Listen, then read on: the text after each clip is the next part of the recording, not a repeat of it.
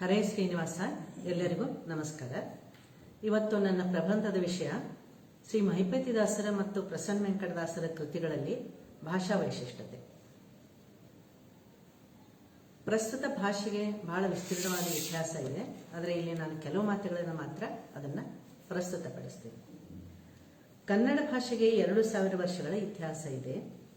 ಕಾಲಘಟ್ಟ ಬದಲಾದಂತೆ ಅದು ತನ್ನ ಸ್ವರೂಪವನ್ನು ಬದಲಾಯಿಸುತ್ತಲೇ ಇರುತ್ತದೆ. ಮೊದಲ ಕಾಲಘಟ್ಟದಲ್ಲಿ ಹಳೆಗನ್ನಡ, ನಂತರ ನಡುಗನ್ನಡ, ಹೊಸ ಕನ್ನಡ, ಆಧುನಿಕ ಕನ್ನಡ. ಸಾಹಿತ್ಯದಲ್ಲಿಯೂ ಕೂಡ ಹಳೆಗನ್ನಡ ಕಾವ್ಯಗಳು, ನಡುಗನ್ನಡ ಕಾವ್ಯ, ನವ್ಯ ಅಥವಾ ಹೊಸಗನ್ನಡ ಸಾಹಿತ್ಯ ಎಂಬ ರೂಪಗಳು ಕಂಡುಬರುತ್ತವೆ. ಎಲ್ಲ ಪ್ರಕಾರಗಳಲ್ಲಿಯೂ ಭಾಷೆ ತನ್ನ ವೈಶಿಷ್ಟ್ಯತೆಯನ್ನು ಉಳಿಸಿಕೊಂಡಿದೆ. ಪ್ರತಿಯೊಬ್ಬ ಕವಿ ತನ್ನ ಸಮಕಾಲೀನ ಭಾಷೆಯಲ್ಲಿ ಬರೆಯುವುದು ಅವನ ಉದ್ದೇಶ ಮತ್ತು ಅದನ್ನು ತನ್ನ ಕಾಲದವರೊಂದಿಗೆ ಹಂಚಿಕೊಳ್ಳುತ್ತಾನೆ. ಹಾಗೆ ಮಾಡಬೇಕಾದರೆ ಅವನ ಕಾವ್ಯದ ಭಾಷೆ ಅವನ ಕಾಲದ ಆಡುನುಡಿಗೆ ತೀರ ಸಮೀಪವಾಗಿರಬೇಕು. ಯಾವುದೇ ಒಂದು ಕಾಲದಲ್ಲಿ ಸಮಕಾಲೀನ ಪ್ರಭಾವಕ್ಕೆ ಒಳಗಾಗಿ ಭಾಷೆಯ ಸ್ವರೂಪದಲ್ಲಿ ಬದಲಾವಣೆ ಆಗುತ್ತಲೇ ಇರುತ್ತದೆ. ಆಯಾ ಭಾಷೆಯ ಪ್ರಭಾವ ಎಷ್ಟಿರುತ್ತದೆಂದರೆ, ಅಭ್ಯಾಸ ಕ್ರಮದಿಂದ ಒಂದರ ಭಾಷೆಯ ಪದಗಳು, ಶಬ್ದಗಳು ಇನ್ನೊಂದರಲ್ಲಿ ಸೇರಿಕೊಂಡು ದಿನನಿತ್ಯದ ಚಲಾವಣೆಗೆ ಒಳಗಾಗಿ ಬಿಡುತ್ತವೆ ಮತ್ತು ಅದು ಮಿಶ್ರಿತ ಭಾಷೆಯಾಗುತ್ತದೆ. ಕನ್ನಡದಂತೆ ಸಂಸ್ಕೃತವೂ ನಮ್ಮದು, ಆದರೆ ಅದು ಕನ್ನಡದ ಸೊಗಸನ್ನು ಕಬಳಿಸದಂತೆ ನೋಡಿಕೊಂಡು ಸಂಸ್ಕೃತದ ಸೊಗಸನ್ನು ಕನ್ನಡ ಆಡು ನುಡಿಯೊಂದಿಗೆ ಹೊಂದಿಸಿ ಸಮನ್ವಯ ಸಾಧಿಸುವುದು ಭಾಷೆಯ ಶ್ರೀಮಂತಿಕೆಯಿಂದ ಒಳ್ಳೆಯದು. ಹರಿದಾಸರ ಕಾಲಕ್ಕೆ ಬಂದಾಗ, ಶ್ರೀಪಾದರಾಜ ಕಾಲದಲ್ಲಿ ಪಂಡಿತರಿಗೆ ಮಾತ್ರ ದಕ್ಕುವಂತಿದ್ದ ಸಂಸ್ಕೃತದಲ್ಲಿದ್ದ ತತ್ವ ಸಿದ್ಧಾಂತ, ಶಾಸ್ತ್ರ ಗ್ರಂಥಗಳು ಸಂಸ್ಕೃತದ ಕವಚದಿಂದ ಹೊರಬಂದು ಬಿಂಬಿಸಿದವು ಮತ್ತು ಅವುಗಳ ಸತ್ವ ತತ್ವಗಳನ್ನು ಮೈಗೂಡಿಸಿಕೊಂಡು ಸರಳವಾದ ಕನ್ನಡ ಸ್ವರೂಪವನ್ನು ಪಡೆದುಕೊಂಡವು. ಸೊಗಸಾದ ಕೀರ್ತನೆಗಳ ರೂಪದಲ್ಲಿ ಹೊರಹೊಮ್ಮಿದವು, ಜನಮನವನ್ನು ತಟ್ಟಿದವು. ಸಾಮಾನ್ಯ ಜನರಿಗೂ ಭಾಷಾ ಮಾಧ್ಯಮದಿಂದ ವಿಷಯದ ವಿಶೇಷ ಜ್ಞಾನ ತಿಳುವಂತೆ ಆಯಿತು. ಇದರ ಕೀರ್ತಿ ಹರಿದಾಸರಿಗೆ ಸಲ್ಲುತ್ತದೆ. ಶ್ರೀಪಾದರಾಜರಿಂದ ಪ್ರಾರಂಭವಾದ ಕನ್ನಡ ಭಾಷೆಯ ಕೀರ್ತನೆಗಳ ಸೊಗಸು ಹರಿದಾಸರ ಕೀರ್ತನೆಗಳ ಮುಖಾಂತರ ನಿರಂತರವಾಗಿ ತನ್ನದೇ ಗತಿಯಲ್ಲಿ ಹರಿಯುತ್ತದೆ. ಹರಿದಾಸರೆಲ್ಲ ತಮ್ಮದೇ ಆದ ವಿಶಿಷ್ಟ ಭಾಷೆಯಿಂದ ಕೀರ್ತನೆಗಳ ಮೂಲಕ ಜನರಲ್ಲಿ ಧಾರ್ಮಿಕ ಪ್ರಜ್ಞೆ, ನೈತಿಕ ಪ್ರಜ್ಞೆ, ಸಾಮಾಜಿಕ ಪ್ರಜ್ಞೆ, ಕೌಟುಂಬಿಕ ಪ್ರಜ್ಞೆ, ಸದಾಚಾರದ ಪ್ರಜ್ಞೆಯನ್ನು ಜಾಗೃತಗೊಳಿಸಿದರು. ಸುಸಂಸ್ಕೃತವಾದ ಭಾಷೆ ಹರಿದಾಸ ಸಾಹಿತ್ಯದ ಮೂಲಬೇರು. ಮೊದಲ ಕಾಲಘಟ್ಟದ ಹರಿದಾಸರಾದ ಶ್ರೀಪಾದರಾಜರು, ವ್ಯಾಸರಾಜರು, ಪುರಂದರ ಕನಕದಾಸರಾದಿಯಾಗಿ ತಮ್ಮ ಕೀರ್ತನೆಗಳ ಮೂಲಕವೇ ಭಾಷಾ ವೈಶಿಷ್ಟ್ಯತೆಯನ್ನು ಗುರುತಿಸಿಕೊಂಡಿದ್ದಾರೆ ಮತ್ತು ಗುರುತಿಸಲ್ಪಟ್ಟಿದ್ದಾರೆ. ಯಾವುದೇ ಭಾಷೆ ವಿಸ್ತಾರವಾದ ಕಾಲ ಪ್ರದೇಶದಲ್ಲಿ ಚಾಲನೆಯಲ್ಲಿ ಇರುವಾಗ ಆಯಾ ಪ್ರಾಂತಗಳಲ್ಲಿ ವಿಭಜನೆ ಉಂಟಾಗಿ ಅಲ್ಲಿ ಅದರದೇ ಆದ ಪ್ರಾದೇಶಿಕತೆ ನಿರ್ಮಾಣವಾಗುತ್ತದೆ ಮತ್ತು ಒಂದು ಭಾಷೆಯ ಸಣ್ಣ ಪುಟ್ಟ ಬದಲಾವಣೆಗಳೊಂದಿಗೆ ಬೇರೆ ಸ್ವರೂಪ ಪಡೆದು ಅಲ್ಲಿಯ ಆಡು ಭಾಷೆಯಾಗಿ ಪರಿವರ್ತನೆಗೊಳ್ಳುತ್ತದೆ. ಕನ್ನಡ ಭಾಷೆ ಕೂಡ ಆ ಪ್ರಾಂತದ ಭೌಗೋಳಿಕ ಭಾಗದಲ್ಲಿ ತನ್ನದೇ ಆದ ಪ್ರಾದೇಶಿಕತೆಯನ್ನು ಮೈಗೂಡಿಸಿಕೊಂಡು ಬೆಳೆಯುತ್ತದೆ. ಹರಿದಾಸರ ಕೃತಿಗಳಲ್ಲಿಯೂ ಕೂಡ ಆ ಪ್ರಾದೇಶಿಕತೆಯ ವಿಶೇಷತೆಯನ್ನು ಅಲ್ಲಲ್ಲಿ ಕಾಣಬಹುದು. ಪುರಂದಾಸರ ಕೀರ್ತನೆಗಳು ಸರಳ ಭಾಷೆಯಲ್ಲೇ ಜನಮನವನ್ನು ತಟ್ಟುತ್ತಾ ಆಡು ಭಾಷೆಗಳಂತೆ ತನ್ನದೇ ಸೇವೆಯನ್ನು ಉಳಿಸಿಕೊಂಡಿದೆ. ಕನಕದಾಸರ ಕೀರ್ತನೆಗಳಲ್ಲಿ ತತ್ವವಿವೇಚನೆ, ಸಾಮಾಜಿಕ ಪ್ರಜ್ಞೆ, ನೀತಿ ತತ್ವ, ಹರಿಯ ಚಿಂತನೆ ಇವೆಲ್ಲವುಗಳಲ್ಲಿ ವಿಶಿಷ್ಟ ಭಾಷಾ ಪ್ರಯೋಗವಿದೆ. ಇನ್ನು ಮಹಿಪತಿದಾಸರ ಕಾಲಕ್ಕೆ ಬಂದಾಗ, ವಿಜಾಪುರದಲ್ಲಿ 2ನೇ ಆದಿಲ್ ಶಾಹಿ ಮತ್ತು ಹಾಗೂ ಸಿಕಂದರ ಆದಿಲ್ ಶಾಹಿ ಮಹಿಪತಿದಾಸರು ಇವರ ಕಾಲದಲ್ಲಿ ಇದ್ದರೆಂದು ತಿಳಿದು ಬರುತ್ತದೆ. ಆಗ ಪರ್ಷಿಯನ್ ಭಾಷೆ, ಅರೇಬಿಕ್ ಭಾಷೆ, ಉರ್ದು ಭಾಷೆ, ಕನ್ನಡ ಮತ್ತು ಮರಾಠಿ ಭಾಷೆ. ಇಲ್ಲಿ ಮಹಿಪತಿದಾಸರ ಕಾಲದಲ್ಲಿ ಈ ಎಲ್ಲ ಭಾಷೆಗಳು ಆಡಳಿತದಲ್ಲಿ ಇದ್ದ, ಇದರಲ್ಲಿ ಚಲಾವಣೆಯಲ್ಲಿ ಇದ್ದು ಅನ್ನೋದು ನಮಗೆ ಕಂಡು ಬರುತ್ತದೆ. ಈ ಎಲ್ಲ ಸಾಹಿತ್ಯಿಕ ಭಾಷಾ ವಿಸ್ತಾರತೆಯನ್ನು ಗಮನಿಸಿದಾಗ ವಿಜಾಪುರದ ಸುತ್ತಮುತ್ತ ವಿವಿಧ ಭಾಷೆಗಳ ಸಾಹಿತ್ಯ ಪ್ರಚಲಿತವಾಗಿ ಜಿಲ್ಲೆಯ ಪ್ರಾಂತಗಳ ಜನರ ಮೇಲೆ ದಟ್ಟವಾದ ಪ್ರಭಾವವನ್ನು ಬೀರಿದ್ದವು. ಇವೆಲ್ಲವೂ ಧರ್ಮ, ನೈತಿಕತೆ, ಆತ್ಮಶುದ್ಧಿಯ ಜೀವ ಸೆಲೆಯಾಗಿ ಪ್ರಚಲಿತಗೊಂಡವು. ಇಂಥ ಒಂದು ತಾತ್ವಿಕ, ನೈತಿಕ, ಆಧ್ಯಾತ್ಮಿಕ ನೆಲೆಗಟ್ಟಿನಲ್ಲಿ ಬೆಳೆದ ಮಹಿಪತಿದಾಸರಿಗೆ ಈ ಚಿಂತನೆಗಳ ಪ್ರಭಾವ ಬೀರಿದ್ದಲ್ಲದೆ ಅಲ್ಲಿ ಪ್ರಚಲಿತವಿದ್ದ 5 ಭಾಷೆಗಳನ್ನು ಕರಗತ ಮಾಡಿಕೊಂಡು ಅವುಗಳ ಮೇಲೆ ಪ್ರಭುತ್ವ ಹೊಂದಿದ್ದರೆಂದು ಅವರು ರಚಿಸಿದ ಕೀರ್ತನೆಗಳಿಂದ ನಮಗೆ ತಿಳಿದು ಬರುತ್ತದೆ. ಮತ್ತು 5 ಭಾಷೆಗಳಲ್ಲಿಯೂ ಕೂಡ ಅವರು ಕೃತಿಯನ್ನು ರಚಿಸಿದ್ದು ವಿಶೇಷವಾಗಿ ಗಮನಿಸಬಹುದಾದ ವಿಷಯವಾಗಿದೆ. ಮಹಿಪತಿದಾಸರ ಕೃತಿಗಳಲ್ಲಿ ಭಾಷೆ ವೈಶಿಷ್ಟ್ಯತೆ ಬಗ್ಗೆ ಕೃಷ್ಣ ಕೋಲಹರ ಕುಲಕರ್ಣಿಯವರು ತಮ್ಮ PhD ಪ್ರಬಂಧದಲ್ಲಿ ಹೀಗೆ ಉಲ್ಲೇಖಿಸಿದ್ದಾರೆ. ಮಹಿಪತಿದಾಸರ ದೊರೆತ ಕೃತಿಗಳ ಸಂಖ್ಯೆ ವಿಪುಲವಾಗಿದ್ದಂತೆ ಅವುಗಳ ರಚನಾ ವಿಧಾನವೂ ವೈವಿಧ್ಯಪೂರ್ಣವಾಗಿದೆ. ರಾಯರ ಶಿಷ್ಯ ಮಂಡಳಿಯಲ್ಲಿ ಎಲ್ಲ ಬಗೆಯ ಸಾಮಾಜಿಕ ಅಂತಸ್ತುಗಳಿಗೆ ಸೇರಿದ ಜನರು ಇದ್ದಿರಬೇಕು. ಆದ್ದರಿಂದ ಅವರವರ ಅಭಿರುಚಿಗೆ ತಕ್ಕಂತೆ ಸಾಂಸ್ಕೃತಿಕ ಮಟ್ಟಗಳಿಗೆ ಸರಿಹೊಂದುವಂತೆ ಬೇರೆ ಬೇರೆ ಬಗೆಯ ಸಾಹಿತ್ಯ ರಚನೆ ಮಾಡಿದ್ದಾರೆ. ವಿಷಯ ಒಂದೇ ಆಗಿದ್ದರೂ ವಿವರಿಸುವ ರೀತಿ ವೈವಿಧ್ಯಮಯವಾಗಿದೆ. ಮಹಿಪತಿದಾಸರ ಕೃತಿಗಳಲ್ಲಿ ವಿಷಯದ ವೈವಿಧ್ಯತೆ ಅಪಾರವಾಗಿದೆ. ಗುರುಸ್ಮರಣೆ, ಭಕ್ತಿ, ಆಧ್ಯಾತ್ಮಿಕತೆ ಮತ್ತು ಯೋಗದ ಮೇಲೆ ವಿಭಿನ್ನ ವಿಷಯಗಳಿದ್ದಂತೆ ಭಾಷೆಯ ವೈವಿಧ್ಯತೆಯನ್ನು ಕಾಣಬಹುದು. ಭಾಷೆಯ ಶೈಲಿಯ ದೃಷ್ಟಿಯಿಂದ ಉತ್ತರ ಕರ್ನಾಟಕದ ಗಂಡು ಭಾಷೆಯ ಗಟ್ಟಿತನವು ಕಂಡುಬರುತ್ತದೆ. ಉಪದೇಶದ ನುಡಿಗಳಲ್ಲಿ ಮೃದುವಾಗಿ, ಸಮಾಜದ ಲೋಪದೋಷಗಳನ್ನು ಕಂಡಾಗ ಖಾರವಾಗಿ, ಯೋಗದ ಮಾರ್ಗದಲ್ಲಿ ಹೋಗುವಾಗ ಗೂಢಾರ್ಥಗಳ ವಿಸ್ಮಯದಿಂದ, ಆಧ್ಯಾತ್ಮಿಕ ಮಾರ್ಗಕ್ಕೆ ಹೋಗುವಾಗ ನೇರವಾದ ಒತ್ತು ನುಡಿಗಳಿಂದ ಭಾಷೆಯನ್ನು ಮಹಿಪತಿದಾಸರು ಬಳಸಿಕೊಂಡಿದ್ದಾರೆ. ಹೀಗಾಗಿ ಅವರು ಹೇಳುವ ನುಡಿಗಳು ಕೇಳುಗರಲ್ಲಿ ಪರಿಣಾಮಕಾರಿಯಾಗಿ ಕೆಲಸ ಮಾಡುತ್ತವೆ. ಆದಿಪ್ರಾಸ, ಮಧ್ಯಮ ಪ್ರಾಸ, ಅಂತಪ್ರಾಸ ಎಲ್ಲ ಒಂದಕ್ಕೊಂದು ಹೆಣೆದುಕೊಂಡು ವ್ಯವಸ್ಥಿತವಾಗಿ ಪದಗಳ ಜೋಡಿಸಿಟ್ಟಂತೆ ಕಾಣಬಹುದು ಮತ್ತು ವಿಶಿಷ್ಟ ಅರ್ಥವನ್ನು ಕೊಡುವಂತಿವೆ. ಇವೆಲ್ಲವುಗಳೆಲ್ಲ ಲೆಕ್ಕಾಚಾರ ಆಗಿ ಜೋಡಿಸಿಟ್ಟ ಪದಗಳಲ್ಲ. ಇದು ಮಹಿಪತಿದಾಸರ ಭಾಷಾ ಚಾತುರ್ಯವನ್ನು ತೋರಿಸುತ್ತದೆ. ಇಂಥ ವಿಶೇಷವಾದ ಕೃತಿ ರಚನೆಯ ಸ್ವರೂಪ ಮಹಿಪತಿದಾಸರ ಬಹಳಷ್ಟು ಕೀರ್ತನೆಗಳಲ್ಲಿ ಕಾಣಬಹುದು. ಇಲ್ಲಿ ಸ್ವಲ್ಪ ಸಮಯದ ಅಭಾವದಿಂದ ಕೀರ್ತನೆಯ 2 ನುಡಿಗಳನ್ನು ಮಾತ್ರ ನಾನು ಉದಾಹರಣೆಗಾಗಿ ತಗೊಳ್ತಾ ಇದ್ದೇನೆ. ಒಂದನೇದ್ದು ಕೀರ್ತನೆ 59ರಲ್ಲಿ ಇನ್ನೇನಿನ್ನೇನು ಎನೆಗಿನ್ನು ಇನ್ನೇನಿನ್ನೇನು ಎನ್ನೊಳು ಗುರುತನ್ನ ವರ್ಮವ ತೋರಿದ ಇನ್ನೇನಿನ್ನೇನು. ಹೀಗೆ ಒಂದೇ ಸಾಲಿನ 25 ನುಡಿಗಳಲ್ಲಿ ಇನ್ನೇನಿನ್ನೇನು ಎನ್ನುವುದು ಆದಿ ಮತ್ತು ಅಂತಪ್ರಾಸವಾಗಿದೆ. ಮತ್ತು ಈ ಅಂತಪ್ರಾಸವೇ ಮೊದಲಿನ ಎಲ್ಲ ಪದಗಳಿಗೆ ವಿಶೇಷ ಅರ್ಥವನ್ನು ಕೊಟ್ಟಂತೆ ಕಂಡುಬರುವುದು. ಇನ್ನು ಕೀರ್ತನೆ 101ರಲ್ಲಿ ಎನಗಾರಿಯೋ ಗುರು ಆದಿಯೋ ಒಬ್ಬಗೆ ಮತಿಯಾದಿ, ಒಬ್ಬಗೆ ಶ್ರುತಿ ಆದಿ, ಒಬ್ಬಗೆ ಶ್ರುತಿ ಪುರಾಣಾದಿ. ಇಲ್ಲಿಯೂ ಕೂಡ ಆದಿ, ಮಧ್ಯ, ಅಂತಪ್ರಾಸಗಳು ಒಬ್ಬಗೆ ಎನ್ನುವ ಪದವನ್ನು ವಿಶೇಷವಾಗಿ ಕಾಣಬಹುದು. ಮಹಿಪತಿದಾಸರು ತಮ್ಮ ಒಂದು ಕೀರ್ತನೆಯಲ್ಲಿ ಸರ್ವೋತ್ತಮನ ಸ್ತುತಿಗೆ ಸರಿ ಬೆಸದ ಅಕ್ಷರದ ಎಣಿಕ್ಯಾಕೆ, ಯತಿ ಛಲ ಗಣ ಪ್ರಾಸವ್ಯಾಕೆ, ಸ್ತುತಿ ಸವನ ಕೊಂಡಾಡಲಿಕೆ. ಈ ಕೀರ್ತನೆ ಅವರ ಭಾಷಾ ವೈಶಿಷ್ಟ್ಯತೆಯನ್ನು ತೋರುತ್ತದೆ. ಮಹಿಪತಿದಾಸರು ಸರ್ವೋತ್ತಮನ ಸ್ತುತಿಗೆ ಕಾವ್ಯ ಲಕ್ಷಣದ ಬಗ್ಗೆ ತಲೆ ಕಡಿಸಿಕೊಳ್ಳಬೇಕೆ ಎಂದು ಕೇಳಿದ್ದರೂ ಅವರ ಕೀರ್ತನೆಗಳಲ್ಲಿ ರಾಗ ತಾಳದಂತೆ ಭಾಷೆ ಕೂಡ ಪ್ರಾಸ, ಯತಿ ಎಂದು ಛಂದೋಬದ್ಧವಾಗಿ ತನ್ನ ತಾನೇ ಜೋಡಿಸಿಕೊಂಡು ಹೋದ ಹಾಗೆ ಅವರ ಕೀರ್ತನೆಗಳು ರಚನೆಯಾಗಿದ್ದನ್ನು ಕಾಣಬಹುದು. ಮತ್ತು ಅವರ ಕೃತಿಗಳಲ್ಲಿ ಒಂದು ಶಿಸ್ತುಬದ್ಧವಾದ ಹರವು ಕಾಣಿಸಿಕೊಂಡಂತಿದೆ. ಆದಿ, ಮಧ್ಯಮ, ಅಂತಿಮ ಪ್ರಾಸಗಳ ನೇಗೆ ಜೋಡಿಸಿಟ್ಟಂತಿದೆ. ಅದು ಮಹಿಪತಿದಾಸರ ವಿಶಿಷ್ಟ ರಚನಾ ಕೌಶಲ್ಯವೂ ಹೌದು. ಅವರ ಕೃತಿಗಳಲ್ಲಿ ಪ್ರಾಸಗಳ ವಿಶಿಷ್ಟತೆಯನ್ನು ಹೀಗೆ ಗಮನಿಸಬಹುದು. ಇದೇ ನಮ್ಮ ವೃತ್ತಿ ಸದ್ಗುರು ಭಾವಭಕ್ತಿ, ಇದೇ ನಮ್ಮ ಮನೆಯ ಸದ್ಗುರು ಸ್ಮರಣೆಯ, ಇದೇ ನಮ್ಮ ವರ್ತನೆಯ ಸದ್ಗುರು ಪ್ರಾರ್ಥನೆಯ. ಈ ಕೀರ್ತನೆ 2 ಸಾಲುಗಳ 27 ನುಡಿಗಳಲ್ಲಿ ಒಂದೇ ಶಬ್ದ ಒಂದೇ ಸಾಲಿನಲ್ಲಿ 3 ಸಲ ಬಂದಿದೆ. ಹೀಗೆ 5 ನುಡಿಗಳಲ್ಲಿಯೂ ಶಬ್ದಗಳು ದಾಳಗಳಂತೆ ಉರುಳಿ ಕೀರ್ತನೆಯ ಸ್ವರೂಪಕ್ಕೆ ಕಳೆಗಟ್ಟಂತಿದೆ. ಕೀರ್ತನೆ 260ರಲ್ಲಿ ತತ್ವ ತಿಳಿಯದು ಅಹಮ್ಮತ್ವ ಅಳಿಯದ ತನಕ, ದೇಹ ದೇಹ ಸುದೇಹವಾಗದ ತನಕ, ಸಂದೇಹ ಸಂಶಯ ಸಂಕಲ್ಪ ಹೋಗದ ತನಕ.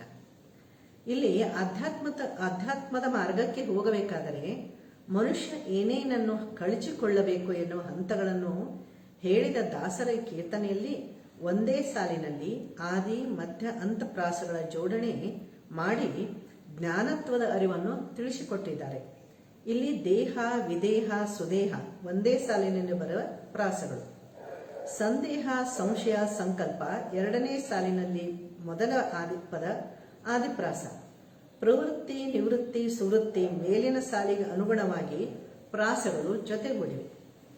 ಮುಂದಿನ ನುಡಿಗಳಲ್ಲಿ ದೃಷ್ಟ, ಅದೃಷ್ಟ, ದುಷ್ಟ, ನಷ್ಟ, ಲಬ್ಧ, ಅಲಬ್ಧ, ಭಾವ, ಅಭಾವ ಈ ಆದಿಪ್ರಾಸಗಳ ಎರಡೆರಡೇ ಶಬ್ದಗಳಲ್ಲಿ ಇದೇ ತತ್ವಜ್ಞಾನದ ಅರ್ಥವನ್ನೇ ಬಿಚ್ಚಿಟ್ಟಿದ್ದು ದಾಸರ ಭಾಷಾ ಚತುರತೆಗೆ ಸಾಕ್ಷಿಯಾಗಿದೆ. ಮುಂದಿನ ಕೆಲವು ಕೀರ್ತನೆಗಳಲ್ಲಿ ಮಹಿಪತಿ ದಾಸರ ಭಾಷಾ ವಿಶಿಷ್ಟತೆಯನ್ನು ಕಂಡುಬರುವುದು ಹೀಗೆ. ಕೀರ್ತನೆ 22ರಲ್ಲಿ ಇಕ್ಕೋ ಇಲ್ಲಿ ನೋಡಿ ಸಿಕ್ಕುತ್ತದೆ ನಿಜಗೂಡಿ ತಿಳಿಯಲು ತನ್ನ ಅಳುವುದು ಭಿನ್ನ ಒಳ ಹೊರಗದೆ ಪ್ರಸನ್ನ. ಇದೊಂದು ವಿಶಿಷ್ಟವಾದ ಕಾವ್ಯಾತ್ಮಕವಾದ ನಡೆಯಂತಿದೆ. ಮೊದಲ ಸಾಲಿನ ಮೊದಲ ಪದವೇ ಇಕ್ಕೋ ಎಂದು ಉಪಯೋಗಿಸಿದ್ದು ಮುಂದಿನ 8 ಕೀರ್ತನೆಗಳು ಇಕ್ಕೋ ಎನ್ನುವ ಶಬ್ದದಿಂದಲೇ ಪ್ರಾರಂಭವಾಗುವುದು ವಿಶೇಷವಾಗಿದೆ. ಇದೇ ಘನಸುಖ ಸಾಧಿಸಿ ಗುರು ಮುಖ. ಮುಂದಿನ 20 ಕೀರ್ತನೆಗಳ ಮೊದಲ ಪದ ಇದೇ ಆಗಿದೆ. ಇಂದಿನ ದಿನ ಸುದಿನವಿದು ನೋಡಿ ಇಂದು ಎನ್ನ ಜನ್ಮ ಇಂದು ಕಂಡೆ ಕಣ್ಣಾರೆ ಇಂದು ಕಂಡೆ ಇಂದಿರಾಪತಿ ಇಂದು ಕಾಯಲ ಭಕ್ತವತ್ಸಲ. ಇಂಥ ಇಂದು ಎಂದು ಶುರುವಾಗುವ ಆದಿಪ್ರಾಸದ 21 ಕೀರ್ತನೆಗಳು ರಚನೆ ಮಾಡಿದ್ದು ರಚನಾಕಾರರ ಕೌಶಲ್ಯವನ್ನು ತೋರಿಸಿದಂತಿದೆ. ತ್ರಾಹಿ ತ್ರಾಹಿ ಎನ್ನಿರೋ ತ್ರೈಲೋಕ್ಯದೊಡೆಯನಿಗೆ ತ್ರಾಹಿ ತ್ರಾಹಿ ಎನ್ನಿರೋ.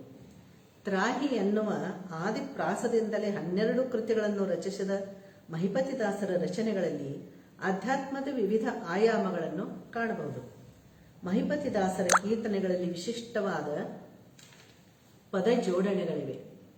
ಒಂದೇ ಅಕ್ಷರದಲ್ಲಿಯೇ ಇಡೀ ಕೀರ್ತನೆಯ ಅರ್ಥ ತತ್ವಗಳನ್ನು ಜೋಡಿಸಿಟ್ಟಂತೆ ಕಾಣಬಹುದು. ಉದಾಹರಣೆಗೆ, ಅಮ್ಮ ಬಾರೆ ನಮ್ಮಮ್ಮನೇ ನೀನಮ್ಮ, ಅಮ್ಮ ಬಾರೆ ನಮ್ಮಮ್ಮನೇ, ಅಮ್ಮ ಬಾರೆ ನಮ್ಮಮ್ಮನೇ, ನಮ್ಮ ಬೊಮ್ಮನ ಪಡೆದಮ್ಮ ನೀಪರ, ಬ್ರಹ್ಮ ನೀನಹುದಮ್ಮ ನೀನಮ್ಮ, ಅಮ್ಮ ಬಾರೆ ನಮ್ಮಮ್ಮನೇ. ಬಾಲಕಗ ನಿಮ್ಮ ಎಂಬ ಸೂಚಿತ ಪದದಲ್ಲಿಯೇ ಮುಗ್ಧವಾದ ಮಗುವಿನ ಬಾಲಭಾಷೆಯಲ್ಲಿ ಮಹಿಪತಿದಾಸರು ಭಗವಂತನನ್ನು ಅಮ್ಮನೆಂದೇ ಸಂಬೋಧನೆ ಮಾಡಿ ಹಂಬಲಿಸಿ ಕೇಳಿದ್ದಾರೆ.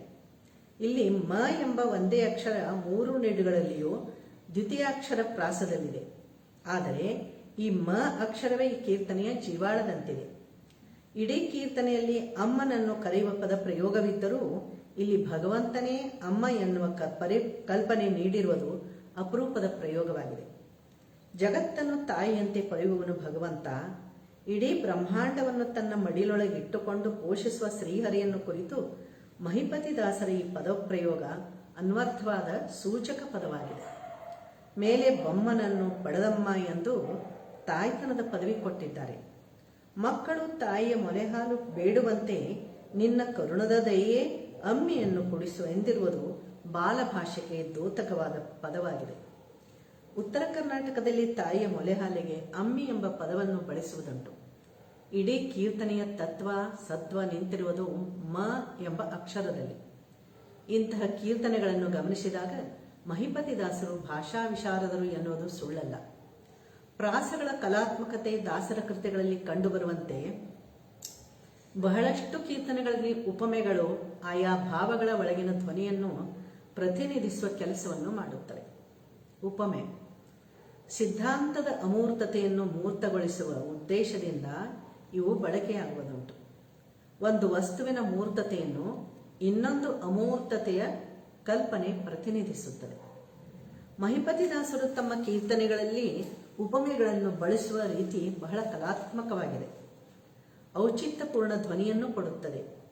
ಅವರು ಸೃಷ್ಟಿಸಿರುವ ರೂಪಕಗಳು ಉಪಮೆಗಳನ್ನು ಗಮನಿಸಿದರೆ ಅವರ ಕಲ್ಪನಾ ಶಕ್ತಿ ಎಷ್ಟು ಹಿರಿದಾದ್ದೆಂದು ಅರಿವಾಗುತ್ತದೆ. ಅವರ ಕೀರ್ತನೆ ದೃಷ್ಟಾದೃಷ್ಟದ ಸಂವಾದ ಇದಕ್ಕೊಂದು ಅರ್ಥಪೂರ್ಣವಾದ ಉದಾಹರಣೆ. ಮನುಷ್ಯನಲ್ಲಿ ಕಂಡುಬರುವ ದುರಾಚಾರ ಮತ್ತು ಸದಾಚಾರದ ಗುಣಗಳನ್ನು ದಾಸರು ಇಲ್ಲಿ ದೃಷ್ಟ ಮತ್ತು ಅದೃಷ್ಟದ ಶಕ್ತಿಗಳೆಂದು ಕರೆದಿರುವುದು ಸೋಜಿಗವೆನಿಸುತ್ತದೆ. ದೃಷ್ಟ ಅದೃಷ್ಟದ ಬಲವು ನೋಡಿ ವಿಸ್ತಾರ ಸೃಷ್ಟಿಯಲ್ಲಿ ಮುಟ್ಟಿ ಮುದ್ರಿಸಿದ ವಾಕ್ಯಗಳು ಕೇಳಿ ಆತ್ಮನಿಷ್ಠ ಜನರು. ದೃಷ್ಟ ಪುರುಷನ ಸೈನ್ಯಗಳು ಕೇಳಿ ಚಿತ್ತಲಿ ಮಾನವರು. ಅಜ್ಞಾನವೆಂಬ ಆಶಾಗತಿಯು ಮಾಯಾಮೋಹವೆಂಬ ಸುತರು. ಇಲ್ಲಿ ದೃಷ್ಟ ಪುರುಷನ ಸೈನ್ಯಗಳು ಎಂಬುದನ್ನು ದೃಷ್ಟಗುಣಗಳ ಶಕ್ತಿಗಳು ಎಂಬ ಉಪಮೆ ಕೊಟ್ಟಿದ್ದಾರೆ. ಸುತರು ಎನ್ನುವುದು ಮಾಯಾಮೋಹವನ್ನು ಪ್ರತಿನಿಧಿಸುತ್ತದೆ. ಇದಕ್ಕೆ ಜ್ವಲಂತ ಉದಾಹರಣೆ ಮಹಾಭಾರತದಲ್ಲಿಯ ಧೃತರಾಷ್ಟ್ರನ ಸುತನ ಮೇಲಿನ ಅಂಧಮೋಹ. ಈ ಸುತನ ಮೋಹ ಅವನನ್ನು ಅಜ್ಞಾನವೆಂಬ ಕತ್ತಲೆಗೆ ದೂಡಿತು ಎಂದು ಅರ್ಥೈಸುವಂತಿದೆ. ವೀರರು, ಕಾಮ ಕ್ರೋಧಗಳು, ಮದ ಮತ್ಸರಗಳು, ಬಂಟ ಜನರು, ಪ್ರಪಂಚ ಸೈನ್ಯಾಧಿಪತಿ, ಸುಖ ದುಃಖಗಳ ಭಾರವು. ಮನುಷ್ಯನ ಮನಸ್ಸು ಇಲ್ಲಿ ಸೈನ್ಯಾಧಿಪತಿಯ ಪಾತ್ರವನ್ನು ರೂಪಿಸಿದೆ. ಇದೊಂದು ರೂಪಕ. ಒಳಗಿನ ಕಾಮಕ್ರೋಧಗಳು ವೀರರು ಎಂದಿದ್ದು ಅವು ಬಲಿಷ್ಠವಾಗಿ ಮನುಷ್ಯನ ಮನಸ್ಸನ್ನು ಆಕ್ರಮಣ ಮಾಡುತ್ತವೆಂಬ ಅರ್ಥವನ್ನು ಸೂಚಿಸುತ್ತದೆ. ಈ ಕೀರ್ತನೆಯುದ್ದಕ್ಕೂ ಮನುಷ್ಯನ ಮನಸ್ಸು ಸೈನ್ಯಾಧಿಪತಿಯಾಗಿ ಅವನ ಭೌತಿಕ ಇಂದ್ರಿಯಗಳೆಲ್ಲ ಅವನನ್ನು ಸುತ್ತುವರಿದ ದುಷ್ಟ ಶಕ್ತಿಗಳು ಎಂಬುದನ್ನು ಉಪಮೆಯ ಮೂಲಕವೇ ಚಿತ್ರಿಸಿದ್ದಾರೆ. ಚಂಚಲ ಅಶ್ವಗಳು, ಅಹಂ ಗಜಗಳು, ಪರಾಕ್ರಮಿ ಪಂಚೇಂದ್ರಿಯಗಳು, ಸಪ್ತ ವ್ಯಸನ ಭೂಷಣಗಳು, ಪಂಚಾಗ್ನಿಗಳು ಪಂಜಿನವರು, ಅಷ್ಟಮದಗಳು ಕಾವಲುಗಾರರು, ತಾಮಸವೆಂಬ ಭೇರಿಗಳು, ಅಹಂಕಾರದ ಕಹಳೆಗಳು. ಈ ಎಲ್ಲ ಉಪಮೆಗಳು ದುಷ್ಟತನದ ಗುಣಗಳನ್ನು ಪ್ರತಿನಿಧಿಸುತ್ತವೆ. ಇನ್ನು ಅದೇ ಕೀರ್ತನೆಯಲ್ಲಿ ಸದ್ಗುಣಗಳ ಚಿತ್ರಗಳನ್ನು ಕೊಡುವಾಗ ಇದಕ್ಕೆ ವಿರುದ್ಧವಾದ ಉಪಮಾನಗಳನ್ನು ಬಳಸಿದ್ದಾರೆ. ಇಲ್ಲಿ ಜ್ಞಾನ ವೈರಾಗ್ಯವೆಂಬ ಸುತರು, ಶಮೆ ತಮೆ ಎಂಬ ವೀರರು, ನಿಜಬೋಧ ಸೈನ್ಯಾಧಿಪತಿ, ಜ್ಞಾನ ವೈರಾಗ್ಯವೆಂಬ ಸುತರು, ದೃಢ ನಿಶ್ಚಯ ದಳಭಾರಗಳು. ಇಲ್ಲಿ ಸೈನ್ಯಾಧಿಪತಿ ಗಟ್ಟಿಗ, ಶೂರ, ಒಳಗಿನ ಯಾವ ಶತ್ರುಗಳಿಗೆ ಹೆದರುವವನಲ್ಲ ಎಂಬ ಭಾವವನ್ನು ಮಹಿಪತಿದಾಸರು ಉಪಮೆಗಳ ಮೂಲಕವೇ ದೃಢಪಡಿಸಿದ್ದಾರೆ. ಇಲ್ಲಿ ದುಷ್ಟ ಮತ್ತು ಸದ್ಗುಣಗಳ ಯುದ್ಧದ ಚಿತ್ರಣಕ್ಕೆ ಮನುಷ್ಯನ ದೇಹ ಮತ್ತು ಮನಸ್ಸು ಇವನ್ನೇ ಯುದ್ಧ ಭೂಮಿಯನ್ನಾಗಿ ರೂಪಿಸಿರುವುದು ಅಭೂತಪೂರ್ಣ ಕಲ್ಪನೆಯೇ ಎನಿಸುತ್ತದೆ. ಈ ಇಬ್ಬರು ಶತ್ರುಗಳ ಹೋರಾಟದಲ್ಲಿ ಸದ್ಗುಣ ಗೆದ್ದು ದುರ್ಗುಣಗಳನ್ನು ವಶಪಡಿಸಿಕೊಳ್ಳುವ ಚಿತ್ರಣ ಬಹಳ ಸ್ವಾರಸ್ಯವಾಗಿ ಕಂಡುಬರುತ್ತದೆ. ಸದ್ಗುಣಗಳಿಗೆ ಇವರು ಕೊಡುವ ಉಪಮೆಗಳು ನಿರ್ಮಲ ನಿಶ್ಚಲ ಅಶ್ವಗಳು, ವಿವೇಕವೆಂಬ ಗಜಗಳು, ಶೂರತನದ ಪರಾಕ್ರಮಗಳು, ಸ್ಮರಣೆ ಚಿಂತನೆ ಧ್ಯಾನಗಳು ಎಂದಿದ್ದಾರೆ. ಮೇಲಿನ ದುಷ್ಟ ಶಕ್ತಿಗಳಿಗೂ ಮತ್ತು ಇಲ್ಲಿಯ ಸದ್ಗುಣ ಶಕ್ತಿಗಳಿಗೂ ಉಪಮೆಗಳನ್ನು ಕೊಡ್ತಾ ಹೋಗಿರುವುದು ಬಹಳ ಆಶ್ಚರ್ಯಕರ ಅದ್ಭುತವಾದ ಕಲ್ಪನೆ ಅಂತ ಅನಿಸ್ತದೆ. ಇಲ್ಲಿ ದ್ವಿಪಾದ 61 ನುಡಿಗಳಲ್ಲಿ ಉಪಮೆಗಳೇ ಪ್ರತಿಮೆಗಳಾಗಿ ಮಾತನಾಡುತ್ತವೆ. ಅವುಗಳೇ ಯುದ್ಧದ ಸ್ಪಷ್ಟ ಚಿತ್ರಣವನ್ನು ಕಟ್ಟಿಕೊಡುತ್ತವೆ. ಕೀರ್ತನೆಯುದ್ದಕ್ಕೂ ಎರಡು ವಿರುದ್ಧ ಶಕ್ತಿಗಳ ಕಲಹವನ್ನು ಪರಿಣಾಮಕಾರಿಯಾಗಿ ಚಿತ್ರಿಸಿದ್ದಾರೆ. ಕೊನೆಗೆ ಸುಜ್ಞಾನ ಗೆದ್ದು ಅಜ್ಞಾನವು ಸುಜ್ಞಾನಕ್ಕೆ ಶರಣಾದಳು ಎನ್ನುವುದನ್ನು ಬಹಳ ಸುಂದರವಾದ ಪದಗಳಲ್ಲಿ ನಿರೂಪಿಸಿದ್ದಾರೆ. ಅಜ್ಞಾನವೆಂಬ ಆಶಾಗತಿಯು ಮುಕ್ತವಾದಳು ಸುಜ್ಞಾನದಲ್ಲಿ. ಈ ಕೀರ್ತನೆ ಮಹಿಪತಿದಾಸರ ಭಾಷಾ ಶ್ರೀಮಂತಿಕೆಯನ್ನು ತೋರಿಸುತ್ತದೆ. ಇನ್ನು ಮುಂದೆ ತ್ರಾಹಿ ತ್ರಾಹಿ ಎನ್ನಬೇಕು ಕಡ್ಡಿ ಮರಿಯಲ್ಲದೆ ಗುಡ್ಡ, ಕಡ್ಡಿ ಮರಿಯಲ್ಲದೆ ನೋಡಿರೋ ಗುಡ್ಡ ಗುಡ್ಡ ಕಾಣಲರಿಯದವ ಹೆಡ್ಡ. ಇಲ್ಲಿ ವಸ್ತು ಎನ್ನುವುದನ್ನು ಭಗವಂತನಿಗೆ ಉಪಮೆಯಾಗಿ ಬಳಸಿದ ದಾಸರು ಅವನ ಸ್ವರೂಪವನ್ನು ಕಾಣುವ ಮಾರ್ಗದ ಹಾದಿ ಹೇಳಲು ಕಡ್ಡಿಯನ್ನೇ ಒಂದು ಉಪಮೆಯನ್ನಾಗಿ ಬಳಸಿದ್ದಾರೆ. ಕಡ್ಡಿ ಎನ್ನುವುದು ಅಂತರಂಗದ ಒಳಗಿನ ಕಣ್ಣು. ಈ ಕಣ್ಣಿನಿಂದ ಭಗವಂತನನ್ನು ಕಾಣಲು ಅರಿಯದವ ಹೆಡ್ಡನೇ ಎನ್ನುವುದು ಅವರ ಮತ. ಇಲ್ಲೇ ವಿಶೇಷತೆ ಎಂದರೆ ಕೀರ್ತನೆಯ 3 ನುಡಿಗಳಲ್ಲಿಯೂ ಡ ಅಕ್ಷರ ದ್ವಿತೀಯ ಅಕ್ಷರ ಪ್ರಾಸವಾಗಿ ನಿಂತರೂ ಆ ಡದ ಸುತ್ತಲೇ ಹಲವಾರು ಶಬ್ದಗಳಿಂದ ಬೇರೆ ಬೇರೆ ಆಧ್ಯಾತ್ಮಿಕ ಚಿಂತನೆಗಳು ಬರುವಂತೆ ತತ್ವದ ಒಳತಿರುಳನ್ನು ಹೇಳಿದ ದಾಸರು ಡ ಒಂದೇ ಅಕ್ಷರದ ವಿಶೇಷತೆಯನ್ನು ಹೆಚ್ಚಿಸಿದಂತೆ ಕಾಣುತ್ತದೆ. ನೋಡಿ ನಿಮ್ಮಳು ನಿಜಾನಂದ ಬೋಧ ನೋ ಕೂಡಿ ಕರುಣಾ ಸಿಂಧು ಶ್ರೀ ಗುರುಪಾದ. ಇಡ ಪಿಂಗಳ ಮಧ್ಯೆ ನೋಡಿ ಈಗ ನಾಡಿ ಸುಷುಮ್ನ ವಿಡಿದು ಕೂಡಿ ಬ್ಯಾಗ ನೋಡ ಬಲ್ಲಿದ ಬ್ರಹ್ಮಾನಂದ ಭೋಗ ಗೂಢ ವಿದ್ಯವಿದು ತಾ ರಾಜಯೋಗ. ಈ ಕೀರ್ತನೆಯಲ್ಲಿ ಡ ಅಕ್ಷರವೇ ದ್ವಿತೀಯ ಪ್ರಾಸವಾಗಿ ಮೂರೂ ನುಡಿಗಳಲ್ಲೂ ಬೇರೆದೇ ಅರ್ಥ ಕೊಟ್ಟುಕೊಳ್ಳುತ್ತಾ ಹೋಗುತ್ತದೆ. ಇಲ್ಲಿ ಯೋಗ ಪ್ರಕ್ರಿಯೆಗಳೆಲ್ಲ ಡ ಅಕ್ಷರದ ಮೂಲಕವೇ ಜೋಡಿಸಿಕೊಳ್ಳುತ್ತಾ ಹೋಗುವ ರೀತಿ ಅಚ್ಚರಿ ಅನಿಸುತ್ತದೆ. ದಾಸರ ವಿಶಿಷ್ಟ ಯೋಗ ಸಾಧನೆಯ ಮಾರ್ಗವನ್ನು ಈ 4 ಸಾಲಿನಲ್ಲಿ ಕಟ್ಟಿಕೊಟ್ಟಿರುವುದವರ ಭಾಷಾ ಪಾಂಡಿತ್ಯಕ್ಕೆ ಹಿಡಿದ ಕನ್ನಡಿ. ಆಧ್ಯಾತ್ಮದ ವಿದ್ಯೆ ಅಧ್ಯಕ್ಷನಾಗಬೇಕು ಸಾಧ್ಯ. ಕನ್ನಡಿಯೊಳಗಿನ ತಾಗಂಟು ಸನ್ನಿಧವಾಗುವುದೇ ಕೈಗೊಟ್ಟು, ಬಣ್ಣಿಸಬ್ಯಾಡಿ ನಿಜ ಬಿಟ್ಟು ಕಣ್ಣಾರೆ ಕೆಟ್ಟು. ಇಲ್ಲಿ ಕನ್ನಡಿ ಮತ್ತು ಕನಸು ಭ್ರಮಾಲೋಕದ ಉಪಮೆಗಳು, ಕೈಗೆ ಸಿಗದಂಥ ಸತ್ಯಗಳು. ಈ ಎರಡೇ ಉಪಮೆಗಳ ಮೂಲಕವೇ ಮಹಿಪತಿದಾಸರು ಆಧ್ಯಾತ್ಮದ ಸ್ಪಷ್ಟತೆಯ ಅರಿವನ್ನು ಮೂಡಿಸಿದ್ದಾರೆ. ಮನಸ್ಸಿನ ಭ್ರಾಂತಿಗಳನ್ನು ವಿಶೇಷ ಉಪಮೆಗಳ ಮೂಲಕ ಹೇಳುತ್ತಾ ವಸ್ತುವಿನ ಅಗೋಚರತೆಯನ್ನು ಗೋಚರತೆಯಲ್ಲಿಯೇ ಅಡಗಿಸಿಟ್ಟಂತಹ ಕೀರ್ತನೆಗಳು ಹಲವಾರು. ಅಂಥ ಈ ಒಂದು ಕೀರ್ತನೆ, ಏನಾಯಿತೇನಾಯಿತು ಮನವೇ ನಾನೆಂಬುದೇನಾಯಿತು, ಕರಿಯ ನುಂಗಿದ ಬೆಳವಲ ಒಣ್ಣಿನಂತಾಯಿತು, ಅಪ್ಪಿನೊಳಪ್ಪು ಬೆರೆತಂತಾಯಿತು, ಕಪ್ಪಿನೊಳಪ್ಪು ಸುಟ್ಟರ ಹಿಟ್ಟಿನಂತಾಯಿತು, ಮಹಿಪತಿಯೇ ಮನವೇ ಕೇಳನ್ನ ಮನವೇ ಎನ್ನಳು ಘನ್ನ ಬ್ರಹ್ಮತಾನಾಯಿತು. ಮನಸ್ಸು ಪರಮಾತ್ಮನಲ್ಲಿ ಬೆರೆತು ಒಂದಾಯಿತು ಎನ್ನುವ ಧ್ಯಾನ ಪ್ರಕ್ರಿಯೆಯ ಒಂದು ಹಂತವನ್ನು ದಾಸರು ಈ ಮೂಲಕ ಹೇಳಿದ್ದಾರೆ. ಅಪ್ಪಿನೊಳಪ್ಪು ಬೆರೆತಂತಾಯಿತು, ಕಪ್ಪುರ ಸುಟ್ಟು ಅಗೋಚರವಾಗುವ ಸ್ಥಿತಿ. ಇಂಥ ಅದ್ಭುತವಾದ ಉಪಮೆಗಳನ್ನು ಕೊಡುವುದರಲ್ಲಿ ಮಹಿಪತಿದಾಸರು ಸಿದ್ಧಹಸ್ತರು ಎನಿಸುತ್ತದೆ. ಜ್ಞಾನಗುರು ಶುದ್ಧ ಮಡಿವಾಳ ಮನಮೈಲಿ ತೊಳೆವ ನಿರ್ಮಳ ಮಡಿವಾಳರ ಲೌಕಿಕ ವೃತ್ತಿ ಉಡುಪುಗಳನ್ನು ಶುದ್ಧೀಕರಿಸುವುದು. ದಾಸರು ಇದನ್ನು ಅಲೌಕಿಕ ಅರ್ಥಕ್ಕೆ ಹೊಂದಿಸಿ ಈ ಭೌತಿಕ ದೇಹದ ಒಳಗಿನ ಅಂತರಂಗದ ಮಲೀನವನ್ನು ತೊಳೆಯುವವನು ಜ್ಞಾನಗುರು ಮಾತ್ರ ಎನ್ನುವ ಉಪಮೆಯಿಂದ ದಾಸರು ಮಡಿವಾಳ ಎನ್ನುವ ಶಬ್ದಕ್ಕೆ ವಿಶೇಷ ಅರ್ಥವನ್ನು ಕಲ್ಪಿಸಿದ್ದಾರೆ. ಇನ್ನು ರೂಪಕಗಳು ಯಾವ ರೀತಿ ಇವರ ಕೀರ್ತನೆಗಳಲ್ಲಿ ಅಡಕಗೊಂಡಿದೆ ಅನ್ನೋದನ್ನು ತಿಳ್ಕೊಳ್ಳೋಣ. ರೂಪಕ ಸ್ಪಷ್ಟತೆ ಮೂರ್ತಿಗಳ ಕಡೆಗೆ ಒಲವಿರುವ ಅಭಿವ್ಯಕ್ತಿ ರೂಪಕಗಳನ್ನು ನಿರ್ಮಿಸುವುದು. ರೂಪಕದಲ್ಲಿ 2 ಶಬ್ದಗಳ ಅರ್ಥಗಳು ಪ್ರತ್ಯೇಕವಾಗಿ ಪ್ರತೀತಿಗೊಳ್ಳುವುದು ಮುಖ್ಯ. ಇದು ಸಾಧ್ಯವಾಗುವುದು ರೂಪಕದ ಅರ್ಥ ರೂಪಗಳೆರಡನ್ನೂ ಅನುಭವಿಸಿದಾಗ ಮಾತ್ರ.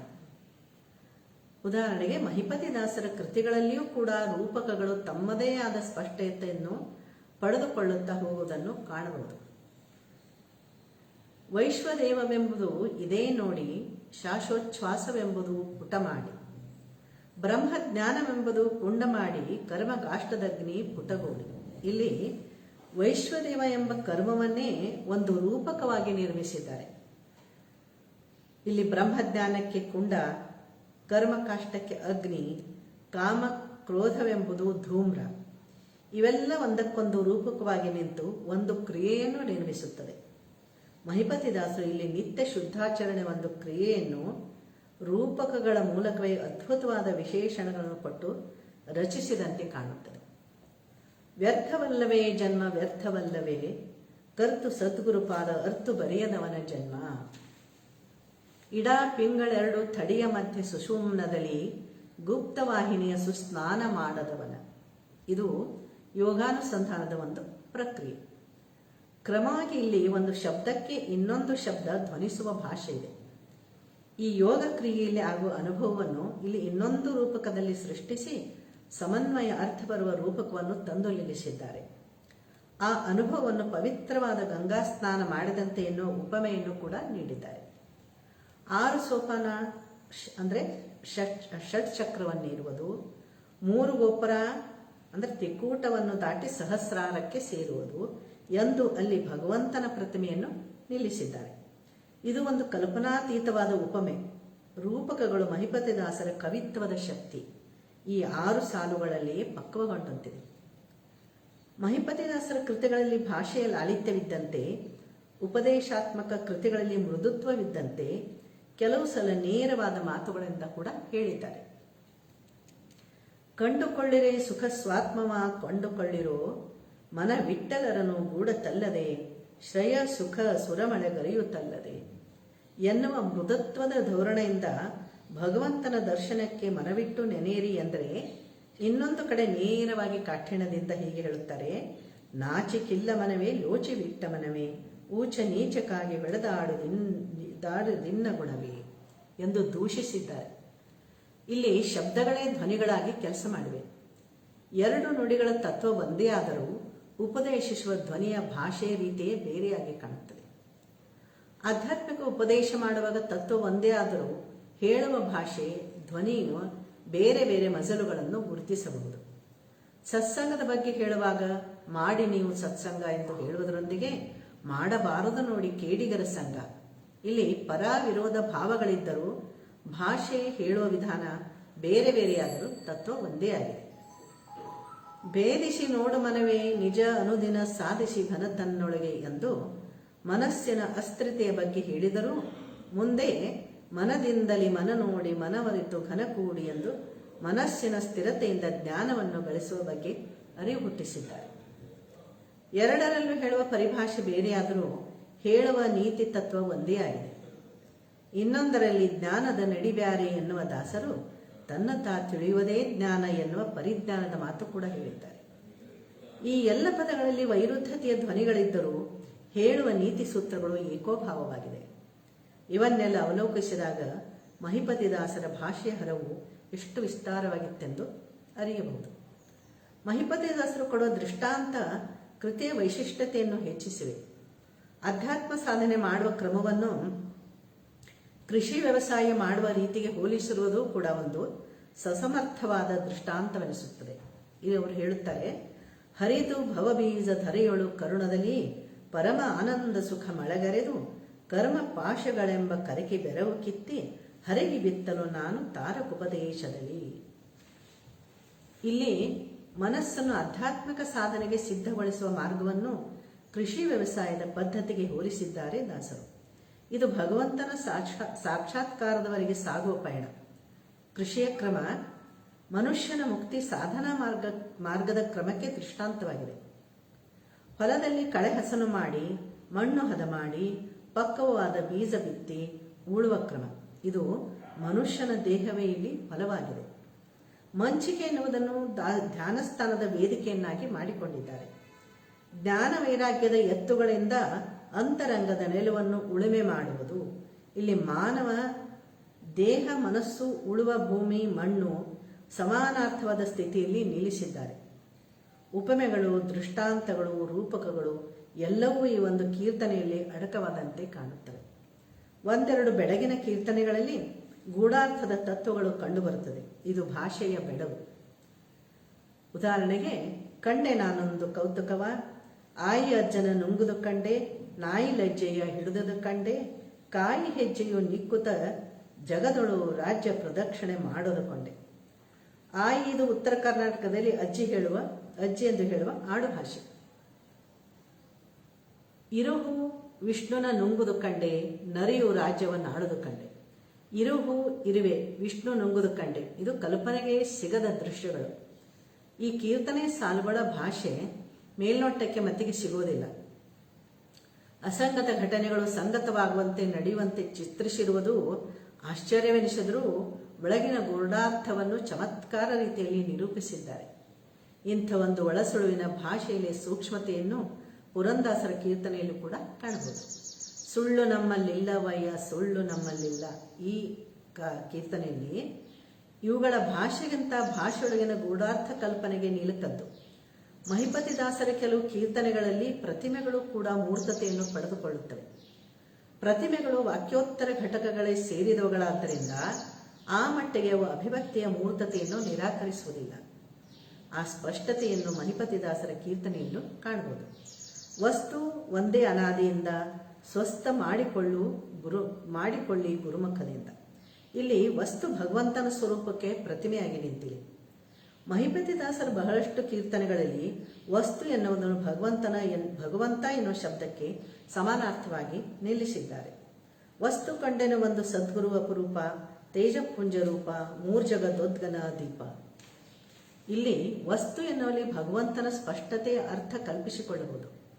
ಮುಂದಿನ ಸಾಲುಗಳಲ್ಲಿ ಭಗವಂತನ ಅಲೌಕಿಕ ರೂಪದ ವಿಶೇಷಣಗಳನ್ನು ವಿಸ್ತರಿಸಿದಂತಿದೆ. ದಾಸರ ಕೆಲವು ಕೃತಿಗಳಲ್ಲಿ ಶಬ್ದಗಳೇ ಲಯಕ್ಕೆ ತಕ್ಕಂತೆ ತಾಳ ಹಾಕುತ್ತವೆ ಎನ್ನುವ ಭಾವ ಬರುತ್ತದೆ. ಇಲ್ಲಿ ಓಂಕಾರ ಮೊದಲಾದ ಶ್ರುತಿವೇದ ಘೋಷಗಳು, ಧಿಮಿ ಧಿಮಿ ಎನಿಸುವ ಮಹಾಶಬ್ದಗಳು ವಾದ್ಯಗಳು, ಭೇಳಿಸುವ ಶ್ರುತಿನಾದಗಳು ಭೇದಗಳು ಕೇಳುವುದು ಈ ದೃಶ್ಯದಲ್ಲಿ. ಇಲ್ಲಿ ಗರ್ಜಿಸುವ ಶೃಂಗ ಶಂಖನಾದದ ಧ್ವನಿಗಳು, ಭೋರಿಡುವ ಭೇರಿ ಮೃದಂಗ ವೇಣುಗಳು. ಇಲ್ಲಿ ಇಡೀ ಕೀರ್ತನೆಯ ಶಬ್ದಗಳಲ್ಲಿ ಸಂಗೀತದ ವಾದ್ಯಗಳ ಲಹರಿಯನ್ನೇ ಹರಿಸಿದ್ದಾರೆ ದಾಸರು. ಇದು ಕಲ್ಪನೆಗೆ ಮೀರಿದ ವರ್ಣನೆ. ಶಬ್ದಗಳು ಘಂಟೆಯ ನಾದಗಳಾಗಿವೆ. ಓಂಕಾರ ಶಬ್ದದ ತರಂಗಗಳಿವೆ. ಪದಗಳ ನಡೆಯೆಲ್ಲ ಶಿವನ ಡಮರುಗದಂತೆ ಸದ್ದು ಮಾಡುತ್ತವೆ. ಪದಗಳಲ್ಲಿಯೇ ಸಂಗೀತ ವಾದ್ಯಗಳೆಲ್ಲ ಮಿಡಿದಂತೆ ಭಾಸವಾಗುತ್ತದೆ. ಇದೊಂದು ಅವರ ಸುಂದರವಾದ ಕಲ್ಪನೆ. ಈ ಗಟ್ಟಿಯಾದ ನಾದದ ಅಲೆಗಳ ಲಹರಿಯನ್ನು ಕೇಳಿಸಿದಂತೆ ದಾಸರು ಕೆಲವು ಕೀರ್ತನೆಗಳಲ್ಲಿ ಇಂಪೆನಿಸುವ ನೃತ್ಯದ ಲಾಲಿತ್ಯವನ್ನು ಕೂಡ ಕಟ್ಟಿಕೊಟ್ಟಿದ್ದಾರೆ. ಕೋಲು ಕೋಲೆನ್ನ ಕೋಲೆ, ಕೋಲು ಕೋಲೆನ್ನ ಕೋಲೆ, ಕೋಲು ಶ್ರೀಹರ ಬಲಬಂಬೆ ಕೋಲೆ. ಈ ಕೀರ್ತನೆಯಲ್ಲಿ ಇಲ್ಲಿ ಭಗವಂತನ ದಶಾವತಾರದ ಒಂದು ಸ್ತುತಿ ಇದೆ. ತಾಳಕ್ಕೆ ತಕ್ಕಂತೆ ನಾದವನ್ನು ಹೊರಡಿಸುವ ಕೋಲಾಟದ ಹಾಡು.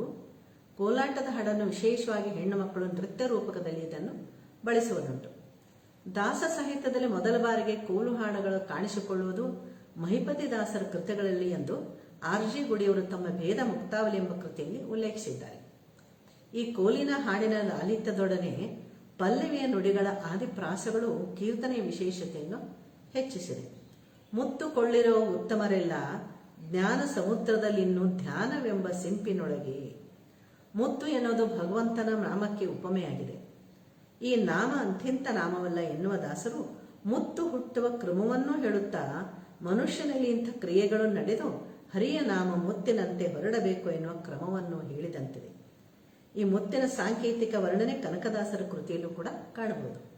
ಮುತ್ತು ಬಂದಿದೆ ಕೇರಿಗೆ, ಭಕ್ತಿಯುಳ್ಳವರೆಲ್ಲ ಕಟ್ಟಿಕೊಳ್ಳಿರೋ ಶರಗಿಗೆ.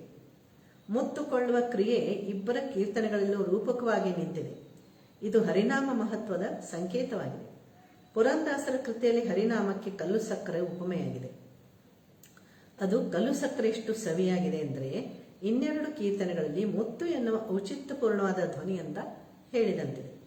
ಮೂವರ ಅರ್ಥ ಪ್ರಕ್ರಿಯೆ ಒಂದೇ, ಆದರೆ ಪುರಂದಾಸರಲ್ಲಿ ಉಪಯೋಗಿಸಿದ ಶಬ್ದ ಬೇರೆ. ಇವೆಲ್ಲ ಹರಿದಾಸ ಸಾಹಿತ್ಯ ಶಬ್ದ ಸಂಪತ್ತಿನ ವಿಫಲತೆಯನ್ನು ತೋರಿಸುತ್ತವೆ. ಮತ್ತೆ ಮಹಿಪತಿ ದಾಸರ ಕೃತಿಗಳಲ್ಲಿ ಮಿಶ್ರ ಭಾಷೆಗಳು ಕೂಡ ಕಂಡು ಬಂದಿವೆ. ಯಾಕಂದ್ರೆ ಇವರು 5 ಭಾಷೆಗಳ ಮೇಲೆ ಪ್ರಭುತ್ವವನ್ನು ಹೊಂದಿದ್ದರು. ಅವು ಯಾವುವು ಅಂದರೆ, ಮಹಿಪತಿ ದಾಸರು ಮಿಶ್ರ ಭಾಷೆಯಲ್ಲೂ ಕೃತಿಯನ್ನು ರಚಿಸಿದ್ದಾರೆ ಎಂಬುದು ಅವರ ಕೃತಿಗಳ ಅಧ್ಯಯನದಿಂದ ತಿಳಿದು ಬರುತ್ತದೆ. ಸಮಜೋಭಾಯಿ ಸಕುನ ಚಾರೋದು ಖುದಾಕ, ತೆಲುಗು ಕನ್ನಡ ತುರುಕಾರೆ ಒಂದೇ ಸುಖ. ಈ ಸಾಲುಗಳು ಮಹಿಪತಿ ದಾಸರಲ್ಲಿ ಭಾಷಾ ಸಮನ್ವತೆಯನ್ನು ತೋರಿಸುತ್ತದೆ. ಮಹಿಪತಿ ದಾಸರ ಹತ್ತಿರ ಬಹುಭಾಷಾ ಜನರು ಆಧ್ಯಾತ್ಮಿಕ ಚರ್ಚೆಗೆ ಬರುತ್ತಿದ್ದರು ಎಂದು ಅವರ ಚರಿತ್ರೆಯಿಂದ ತಿಳಿದು ಬರುತ್ತದೆ. ಅಂತಲೇ ಅವರು ಆಯಾ ಭಾಷೆಯ ಜನರಿಗೆ ಅವರದೇ ಭಾಷೆಯಲ್ಲಿ ಉಪದೇಶ ಕೊಡುತ್ತಿದ್ದರು. ಹಿಂದಿಯಲ್ಲಿ ದೇಖೋಬಾಯಿ ದಿಸತಾ ತುಮಾನ ಜರೋಮೆ ನಜರೋಮೆ. ಕನ್ನಡದೊಳಗೆ ತನ್ನೊಳಗದೆ ಅತಿ ಸೂಕ್ಷ್ಮವಾಗಿ ತಿಳುಕೋಮೆ ತಿಳುಕೋಮೆ. ಮರಾಠಿಯಲ್ಲಿ ಹೇಳ್ತಾರೆ, ಸದ್ಗುರು ವಚನ ಶೋಧುನಿ ಪಾಹ ಸಪ್ರೇಮ ಸಪ್ರೇಮ. ಉರ್ದುನಲ್ಲಿ ಹೇಳ್ತಾರೆ, ಚುಡುವಯ್ಯ ಉನ್ನದಿ ಪೂರ್ಣಘನ ಮಹಿಮೆ. ಈ 4 ಸಾಲುಗಳಲ್ಲಿ ಒಂದು ಉಪದೇಶಾತ್ಮಕ ಸಂದೇಶವಿದೆ. ದಾಸರು ಮೊದಲನೇ ಸಾಲಿನಲ್ಲಿ ನಿದೃಷ್ಟಿಯಲ್ಲಿ ಏನು ಕಾಣಿಸುತ್ತೆ ಅದನ್ನು ನೋಡು, ನೋಡಿದ್ದನ್ನು ಅಂತರಂಗದಲ್ಲಿ ಸೂಕ್ಷ್ಮವಾಗಿ ತಿಳಿದುಕೋ, ನಿನ್ನ ಗುರುಗಳು ಹೇಳಿದ ವಚನದಲ್ಲಿರುವ ತತ್ವವನ್ನು ಶೋಧಿಸಿ ನೋಡು, ಅಂದಾಗ ಮಾತ್ರ ಅದರ ಪೂರ್ಣತ್ವ ತಿಳಿಯುತ್ತದೆ. ಈ 4 ವಿಭಿನ್ನ ಭಾಷೆಯ ಸಾಲುಗಳಲ್ಲಿ ಒಂದೇ ರೀತಿಯ ತತ್ವವನ್ನು ಅಡಗಿಸಿ ಹೇಳಿದ್ದು ಮಹಿಪತಿ ರಾಯರ ಭಾಷಾ ಪಾಂಡಿತ್ಯ ಮತ್ತು ಚಾತುರ್ಯವನ್ನು ತೋರಿಸುತ್ತದೆ. ಇಲ್ಲಿ ಭಾಷೆ ಬೇರೆ ಇದ್ದರೂ ಅಂತ್ಯಪ್ರಾಸವನ್ನು ಲೋಪ ಮಾಡದೆ ಕೃತಿ ರಚಿಸುವುದು ಅಗಾಧವೇ ಅನಿಸುತ್ತದೆ. ಇನ್ನೊಂದು ವಿಶೇಷ ಕೃತಿ, ಸಿದ್ಧಿ ನೋಡಿರಯ ಸಾಕ್ಷಾತ್ಕಾರವ ಸಾಧುಕ ದಸ್ತೆ ಪಂಜರೇಣ, ಸಾಧುಕೆ ಸಂಘ ಕರುಣ ಸಾಧ್ಯವಾಗುವುದು ಸದ್ಗುರು ಕರುಣ ನಿಧಿರಿಯೋ ಜಾಣ. ಸಜ್ಜನರ ಸಂಘದಿಂದಾಗುವ ಮಹತ್ತನ್ನು ತಿಳಿಸಿದಸರು ಈ ನುಡಿಯ ಸಾಲುಗಳಲ್ಲಿ ಆದಿಪ್ರಾಸದೊಡನೆ 3 ಭಾಷೆಗಳನ್ನು ಒಂದನ್ನೊಂದು ಎಳೆದುಕೊಂಡು ಒಂದೇ ತತ್ವವನ್ನು ಅರ್ಥೈಸಿದಂತಿದೆ. ಮುಂದೆ ಬಾಹ್ಯಾಂತ್ರಿಕೋ ಜೋ ಪಾಹೇ ಗೋವಿಂದ, ಇಹ ಪರ ಅವಗ ಅಂದ ಭ್ರಾಂತಿಗೆ ಸಿಲುಕದೆಂದ ಮೈ ಖುದಾಕ ಬಂದ. ಇಹ ಪರ ಲೌಕಿಕ ಭ್ರಾಂತಿಗೆ ಸಿಲುಕದೆ ಭಗವಂತನ ಬಂಧನಕ್ಕೆ ಮಾತ್ರ ಸಿಲುಕುತ್ತೇನೆ ಎನ್ನುವ ದಾಸರಿಗೆ ಇಲ್ಲಿ ಪ್ರಾಸಗಳ ತೊಡಕಿಲ್ಲದೆ ಮುಕ್ತವಾದ ಭಕ್ತಿಭಾವ ತೋರಿದಂತಿದೆ. ಪಾಕದಿಲ್ಲ ಸುಜೀರ ಕರುಣ ಯಕೀನ ಸಾವಿನ ರಹಣ ಟಾಕತ್ಯ ಭಾವಮಿ ತೋಪಣ ಐಕ್ಯಮಿದು ಭೂಷಣ. ಮೂರೂ ಭಾಷೆಗಳಲ್ಲಿ ಭಗವಂತನಲ್ಲಿ ಮನಸ್ಸನ್ನು ಐಕ್ಯವಾಗುವ ಕ್ರಮವನ್ನು ಹೇಳಿದ್ದಾರೆ ಮಹಿಪತಿದಾಸರು. ಮೂವಿದ ಪರಿಯಲ್ಲಿ ಹೇಳಿದ ಭಾಷಾ ಮಹಾಗುರುವಿನ ಉಪದೇಶ ಮಹಿಪತಿಗಾಯಿತು ಅತಿ ಸಂತೋಷ ಜೀವಕ ಭವಭಯನಾಶ. ಈ ಕೀರ್ತನೆಯ 3 ಸಾಲಗಳಲ್ಲಿ ಚಿಂತನೆ ಒಂದೇ ಇದೆ ಎನಿಸುತ್ತದೆ. ಮೂವಿಧ ಪರಿಯಲ್ಲಿ ಹೇಳಿದ ಭಾಷೆಯಿಂದ ದಾಸರು ಕೊನೆಯ ಸಾಲನ್ನು ಅಚ್ಚಗನ್ನಡದಲ್ಲಿ ಹೇಳಿ ತಮಗೆ ಅತಿ ಸಂತೋಷವಾಗಿದೆ. ಹೀಗೆ ಹೇಳಿದ ಪರಿ ತಮ್ಮದೆಲ್ಲ ತಮ್ಮ ಗುರುವಿನ ಸಂದೇಶ ಎಂದು ಕನ್ನಡದ ಶ್ರೇಷ್ಠತೆಯನ್ನು ಎತ್ತಿ ಹಿಡಿದಿದ್ದಾರೆ. ಇಂಥ ಮಿಶ್ರ ಭಾಷೆ ಕೃತಿಗಳು ಹರಿದಾಸ ಸಾಹಿತ್ಯದಲ್ಲಿ ಬಹಳ ಅಪರೂಪವಾಗಿ ಕಂಡುಬರುತ್ತದೆ. ಇಂಥ ಕೀರ್ತನೆಗಳು ಮಹಿಪತಿದಾಸರ ಹಲವಾರು ಭಾಷಾ ಪಾಂಡಿತ್ಯಕ್ಕೆ ಸಾಕ್ಷಿ ಎನ್ನಬಹುದು. ಇವರ ಕೃತಿಗಳಲ್ಲಿ ಬೇಕಾದಷ್ಟು ಪ್ರಾದೇಶಿಕ ಆಡು ಭಾಷೆಗಳಿವೆ ಮತ್ತು ಸಂಸ್ಕೃತ ಭೂಯಿಷ್ಠ ಪದಗಳನ್ನು ಕೂಡ ಇದರಲ್ಲಿ ಕಾಣಬಹುದು. ಇಂಥ ಹಲವಾರು ಕೀರ್ತನೆಗಳಲ್ಲಿ ಸಂಸ್ಕೃತ ಭೂಯಿಷ್ಠ ಪದಗಳು ಕೀರ್ತನೆಗಳ ಅಲಂಕಾರಿಕವಾದ ಮೇಲ್ಪಂಕ್ತಿಗಳಂತೆ ಗೋಚರಿಸುತ್ತವೆ. ಇವೆಲ್ಲವನ್ನು ಗಮನಿಸಿದಾಗ ಮಹಿಪತಿದಾಸರ ಭಾಷಾ ವೈಶಿಷ್ಟ್ಯತೆ, ವೈವಿಧ್ಯತೆ, ಭಾಷಾ ಚತುರತೆ, ಭಾಷೆಯ ಮೇಲಿನ ಪ್ರಭುತ್ವ, ಬೇರೆ ಭಾಷೆಗಳ ಸಮನ್ವತೆ ಎಷ್ಟರ ಮಟ್ಟಿಗೆ ಪ್ರಬುದ್ಧತೆಯನ್ನು ಪಡೆದಿತ್ತು ಎನ್ನುವುದನ್ನು ತಿಳಿಯಬಹುದು. ಇನ್ನು ಮುಂದಿನ ಒಂದು ಭಾಗದಲ್ಲಿ ಪ್ರಸನ್ನ ವೆಂಕಟದಾಸರ ಕೃತಿಗಳಲ್ಲಿ ಭಾಷಾ ವೈಶಿಷ್ಟ್ಯತೆ ಏನು ಅನ್ನೋದನ್ನು ನೋಡೋಣ.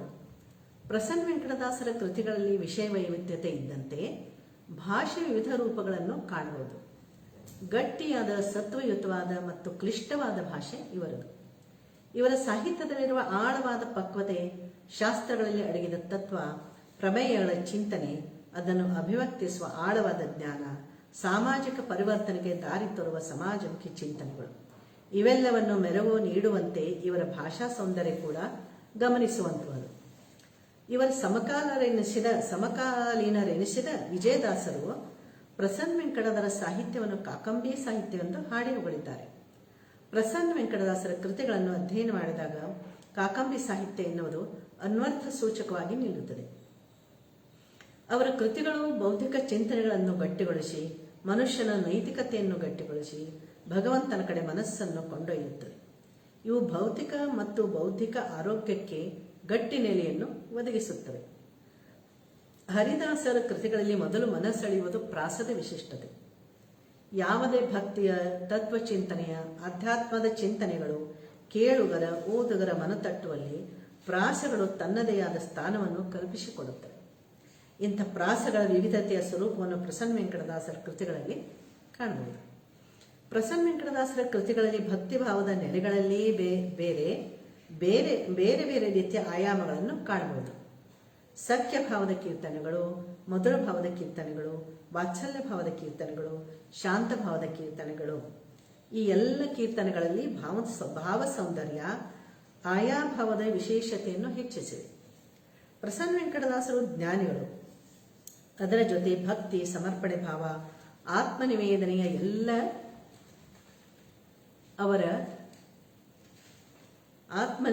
ಎಲ್ಲವೂ ಅವರ ಕಾವ್ಯಶಕ್ತಿಯ ನೆಲೆಗಟ್ಟನ್ನು ಹೆಚ್ಚಿಸಿವೆ. ದಾಸರ ಕೀರ್ತನೆಗಳಲ್ಲಿ ಲಾಲಿತ್ಯವಿದೆ, ರಾಗದ ಧ್ವನಿ ಇದೆ, ತಾಳವಿದೆ. ಕೆಲವು ಕೀರ್ತನೆಗಳಲ್ಲಿ ಶಬ್ದವೂ ಕೂಡ ನೃತ್ಯ ರೂಪಕವನ್ನು ಪಡೆದಂತೆ ಕಾಣುತ್ತೇವೆ.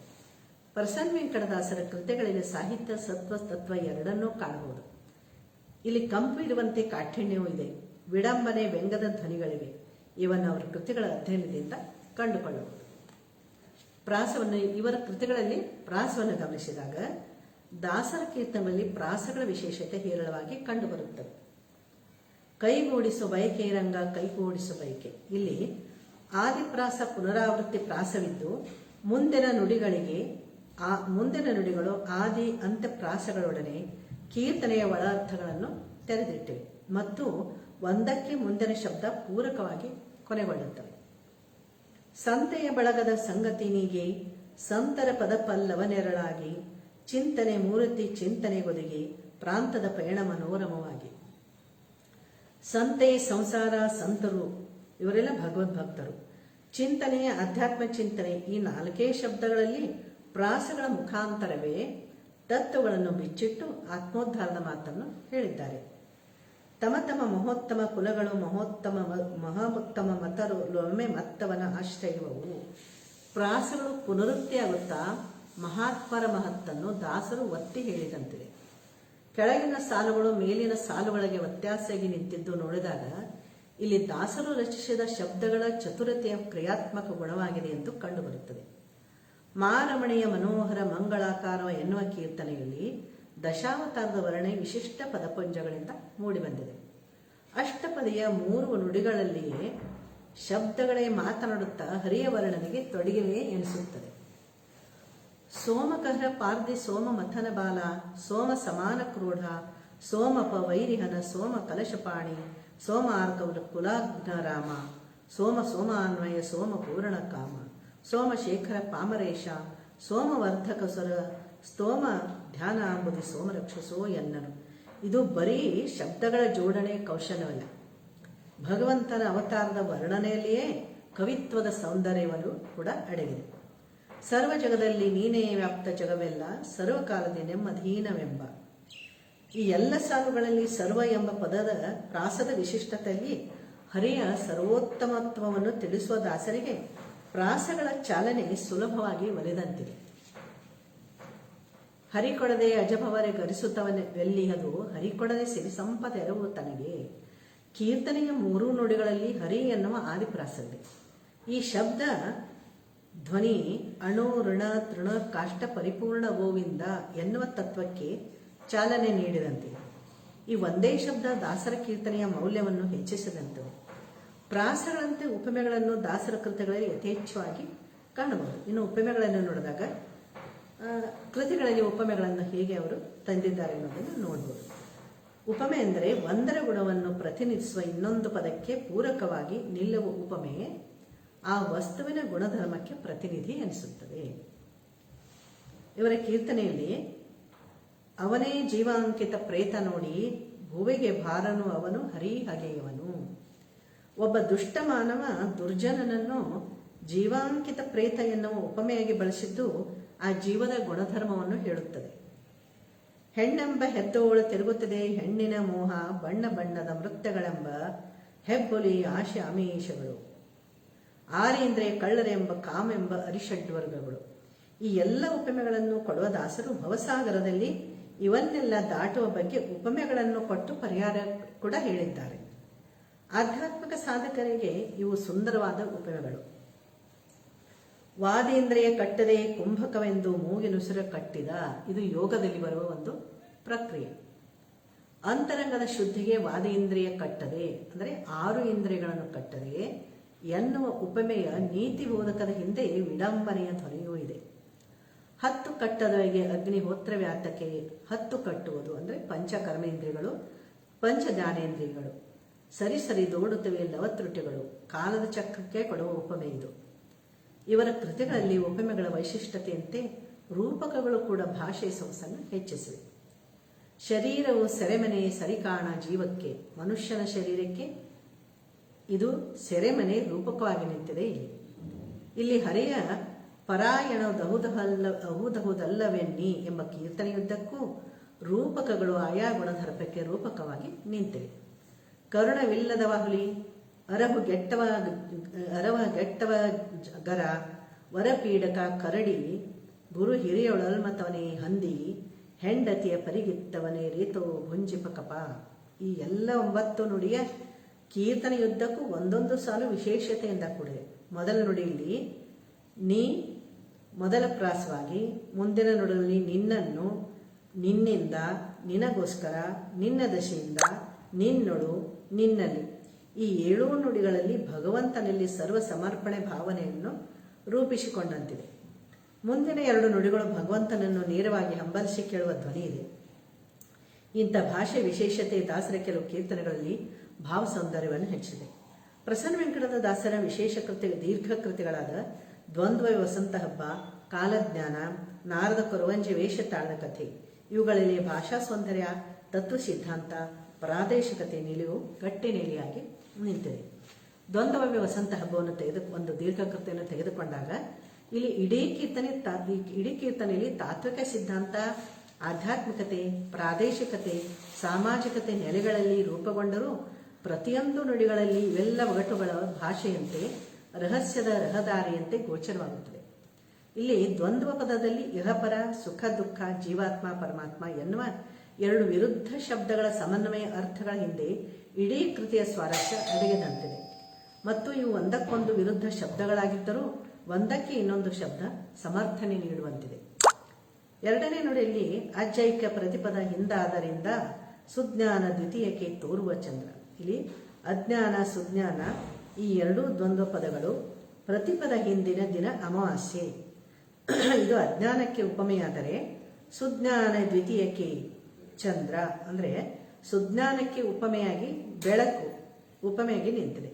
ಭಕ್ತಿ ಎಂಬ ಪುರದಲ್ಲಿ 9 ಬೀದಿ. ಭಕ್ತಿ ಎಂಬ ಪುರ ಇದು ಮೂಲ ಭಕ್ತಿಯ ಸ್ವರೂಪ. ಅದಕ್ಕೆ 9 ಬಾಗಿಲು. ಇವು ನವವಿಧ ಭಕ್ತಿ. ಇದು ಸುಂದರ ತಾತ್ವಿಕ ಉಪಮೆಗಳು. ಧೂಳಿ, ನೀರೂರಿ, ಗಾಳಿ, ಬಯಲೊಳಗಾಳಿ ಇವು ಪಂಚಭೂತಗಳಿಗೆ ಅನ್ವರ್ಥಕವಾದ ಉಪಮೆಗಳು. ಮೇಲ್ 3 ಊರಿ 7 ಮತಿಗೊಂದಬೇಡಿ. ಮೂರುರಿ ಎಂದರೆ ಆದಿದೈವಿಕ, ಆದಿಭೌತಿಕ, ಆಧ್ಯಾತ್ಮಿಕ. ಪ್ರತಿಯೊಂದು ಉಪಮೆಗಳಲ್ಲಿ ಆಧ್ಯಾತ್ಮಿಕ ರಹಸ್ಯದ ಅರ್ಥವನ್ನು ನಡೆಸಿದ್ದಾರೆ ದಾಸರು. ವಂಚಕರ 3 ಸಂಗವ ಕಡೆದು. ಇವು ಮನಸ್ಸು, ಮಾತು, ಕಾಯ ಈ 3ರ ತ್ರಿಕರಣ ಶುದ್ಧತ್ವವನ್ನು ಹೇಳಿದ್ದಾರೆ. ಮುಚ್ಚಿದ ಕದವೆರಡು ಮುರಿಹೊಯ್ದು ಇಚ್ಛೆ 3 ಎಂಬ ನಾಯಿಗಳ ಜಿಹ್ವೆ ಕೊಯ್ದು. ಕದವೆರಡು ಅಂದರೆ ಇಲ್ಲಿ ನಾಲಿಗೆ ಮತ್ತು ಕಿವಿ. 3 ನಾಯಿಗಳಂದರೆ ಈಶನಾತ್ರಯ, ಹೆಣ್ಣಿನ ಬೈಕೆ, ಮಣ್ಣಿನ ಬೈಕೆ, ಹೊನ್ನಿನ ಬೈಕೆ. ಇವುಗಳಿಗೆ 3 ನಾಯಿಗಳೆಂಬ ರೂಪಕ ಕೊಟ್ಟಿದ್ದಾರೆ. ಎಲ್ಲೆಲ್ಲಿ ಜ್ಞಾನಾಹಿ ವಿಷಯ ಚೇಳುಗಳು, ಎಲ್ಲೆಲ್ಲಿ ನಿರ್ಜಲ ಸ್ಮೃತಿ ಬಾವಿಗಳು. ನಿರ್ಜಲ ಬಾವಿ ಎನ್ನುವ ಭವದ ಸಂಸಾರಕ್ಕೆ ರೂಪಕವಾಗಿದೆ ಇದು. ಸೂಳೆಗರಂಡ ಕೈಸೆರೆ ಬಿಡುವುದು ಇವು ಸಂಶಯ ಮತ್ತು ವಿಪರೀತ ಜ್ಞಾನದ ರೂಪಕಗಳು.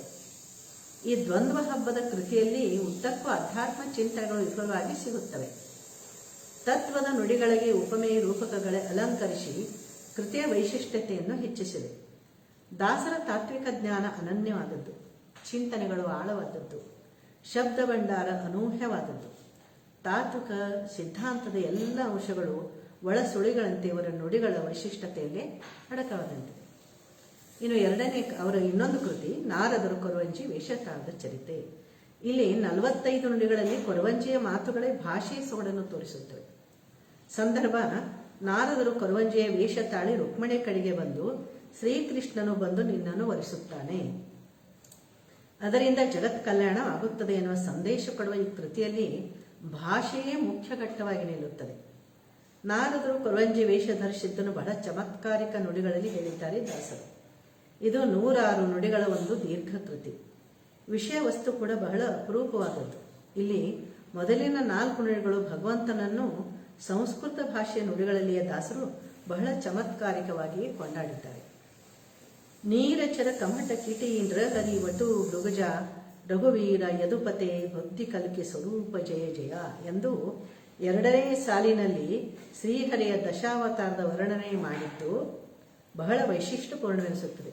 ಮುಂದೆ ನಾರದರು ಕೊರವಂಜಿ ವೇಷ ತೊಟ್ಟು ಧರೆಗೆ ಬಂದಿಳಿಯುವುದನ್ನೇ ಅದ್ಭುತ ರೂಪಕಲ್ಪನೆ ಕೊಟ್ಟಿದ್ದಾರೆ ದಾಸರು. ಮಂಜುಗಾವಿ ಸೀರೆ ನೀರಿ ತೆಗೆದಿಟ್ಟು ಕೆಂಜಡೆ ಬಿಟ್ಟೋರಿದೆ ದುರವಿನ ಕಟ್ಟು, ಪಂಜಿ ನೋಲೆಯ ಮೂಗುತಿಯ ಬಲಿದಿಟ್ಟು ಗುಲಗಂಜಿ ಹೊಂದಾಳೆ ಸರಗಳಳವಟ್ಟು. ಜಾನಪದದ ನುಡಿಗಟ್ಟಿನಲ್ಲಿಯೇ ಕೊರವಂಜಿಯ ವೇಷಭೂಷಣವನ್ನು ಅಲಂಕರಿಸಿದ ವರ್ಣನೆ ನೀಡಿದ್ದಾರೆ. ಇಲ್ಲಿ ದಾಸರು ಉಪಯೋಗಿಸಿದ ಭಾಷೆ ಕೊರವಂಜಿಯ ಕುಲುಕುವ ನಡಿಗೆಯಂತೆ ಸಾಗುತ್ತದೆ ಎನ್ನುವ ಭಾವ ಇಲ್ಲಿ ನಮಗೆ ಉಂಟಾಗುತ್ತದೆ. ಬೆಡಗಿನ ಗಮನದಿ ಎಡಬಲ ಕೊಲಿದು ಕಡಗ ಶಂಖದ ಬಳೆ ನುಡಿಸುತ್ತಾ ನಡೆದು ಅಡಿಗೊಮ್ಮೆ ತಿರುಮಲ ಒಡೆಯನ ನೆನೆದು ತಕ್ಕಡ ದಿಗಿದಿವಿ ಕೆಂದು ಜಡಿದು ತಾಳ್ಬಿಡಿದು. ಕೊರವಂಜಿ ಬೀದಿಗುಂಟ ನಡೆದು ಬರೋ ಸೊಗವನ್ನು ಪ್ರಾಸದಲ್ಲಿಯೇ ಕಟ್ಟಿಕೊಟ್ಟಿದ್ದಾರೆ. ಓರ್ವ ಕಾಲಜ್ಞಾನ ಪೇಳುವ ಕೊರಚಮ್ಮ ನಮ್ಮೂರು ಒಳಗೆ ತಿರುಗತಿಗಳಮ್ಮ. ಕೊರವಂಜಿಗೆ ಕೊರಚಮ್ಮ ಎನ್ನುವುದು ಗ್ರಾಮ ಭಾಷೆಯ ಪದ. ಮುಂದೆ ಕೊರವಿ ರುಕ್ಮಿಣಿ ಇದ್ದ ಅರಮನೆಗೆ ಬಂದು ಅಂಗಳದಲ್ಲಿ ಹಸೀನಳಾಗುವುದು, ಅವಳ ನಡೆ ನುಡಿ ಮಾತಿನ ರೀತಿ ಎಲ್ಲ ಶ್ರೀನಿವಾಸ ಕಲ್ಯಾಣದ ಕೊರವಂಜಿಯನ್ನು ನೆನಪಿಸುವಂತಿದೆ. ಈ ಎಲ್ಲ ನುಡಿಗಳಲ್ಲಿ ಮುಂಡಿಗೆಯ ಲಕ್ಷಣಗಳಿವೆ. ಪ್ರಸನ್ನ ವೆಂಕಟದಾಸರ ಈ ಕೃತಿಯಲ್ಲಿ ಅಧ್ಯಾತ್ಮನ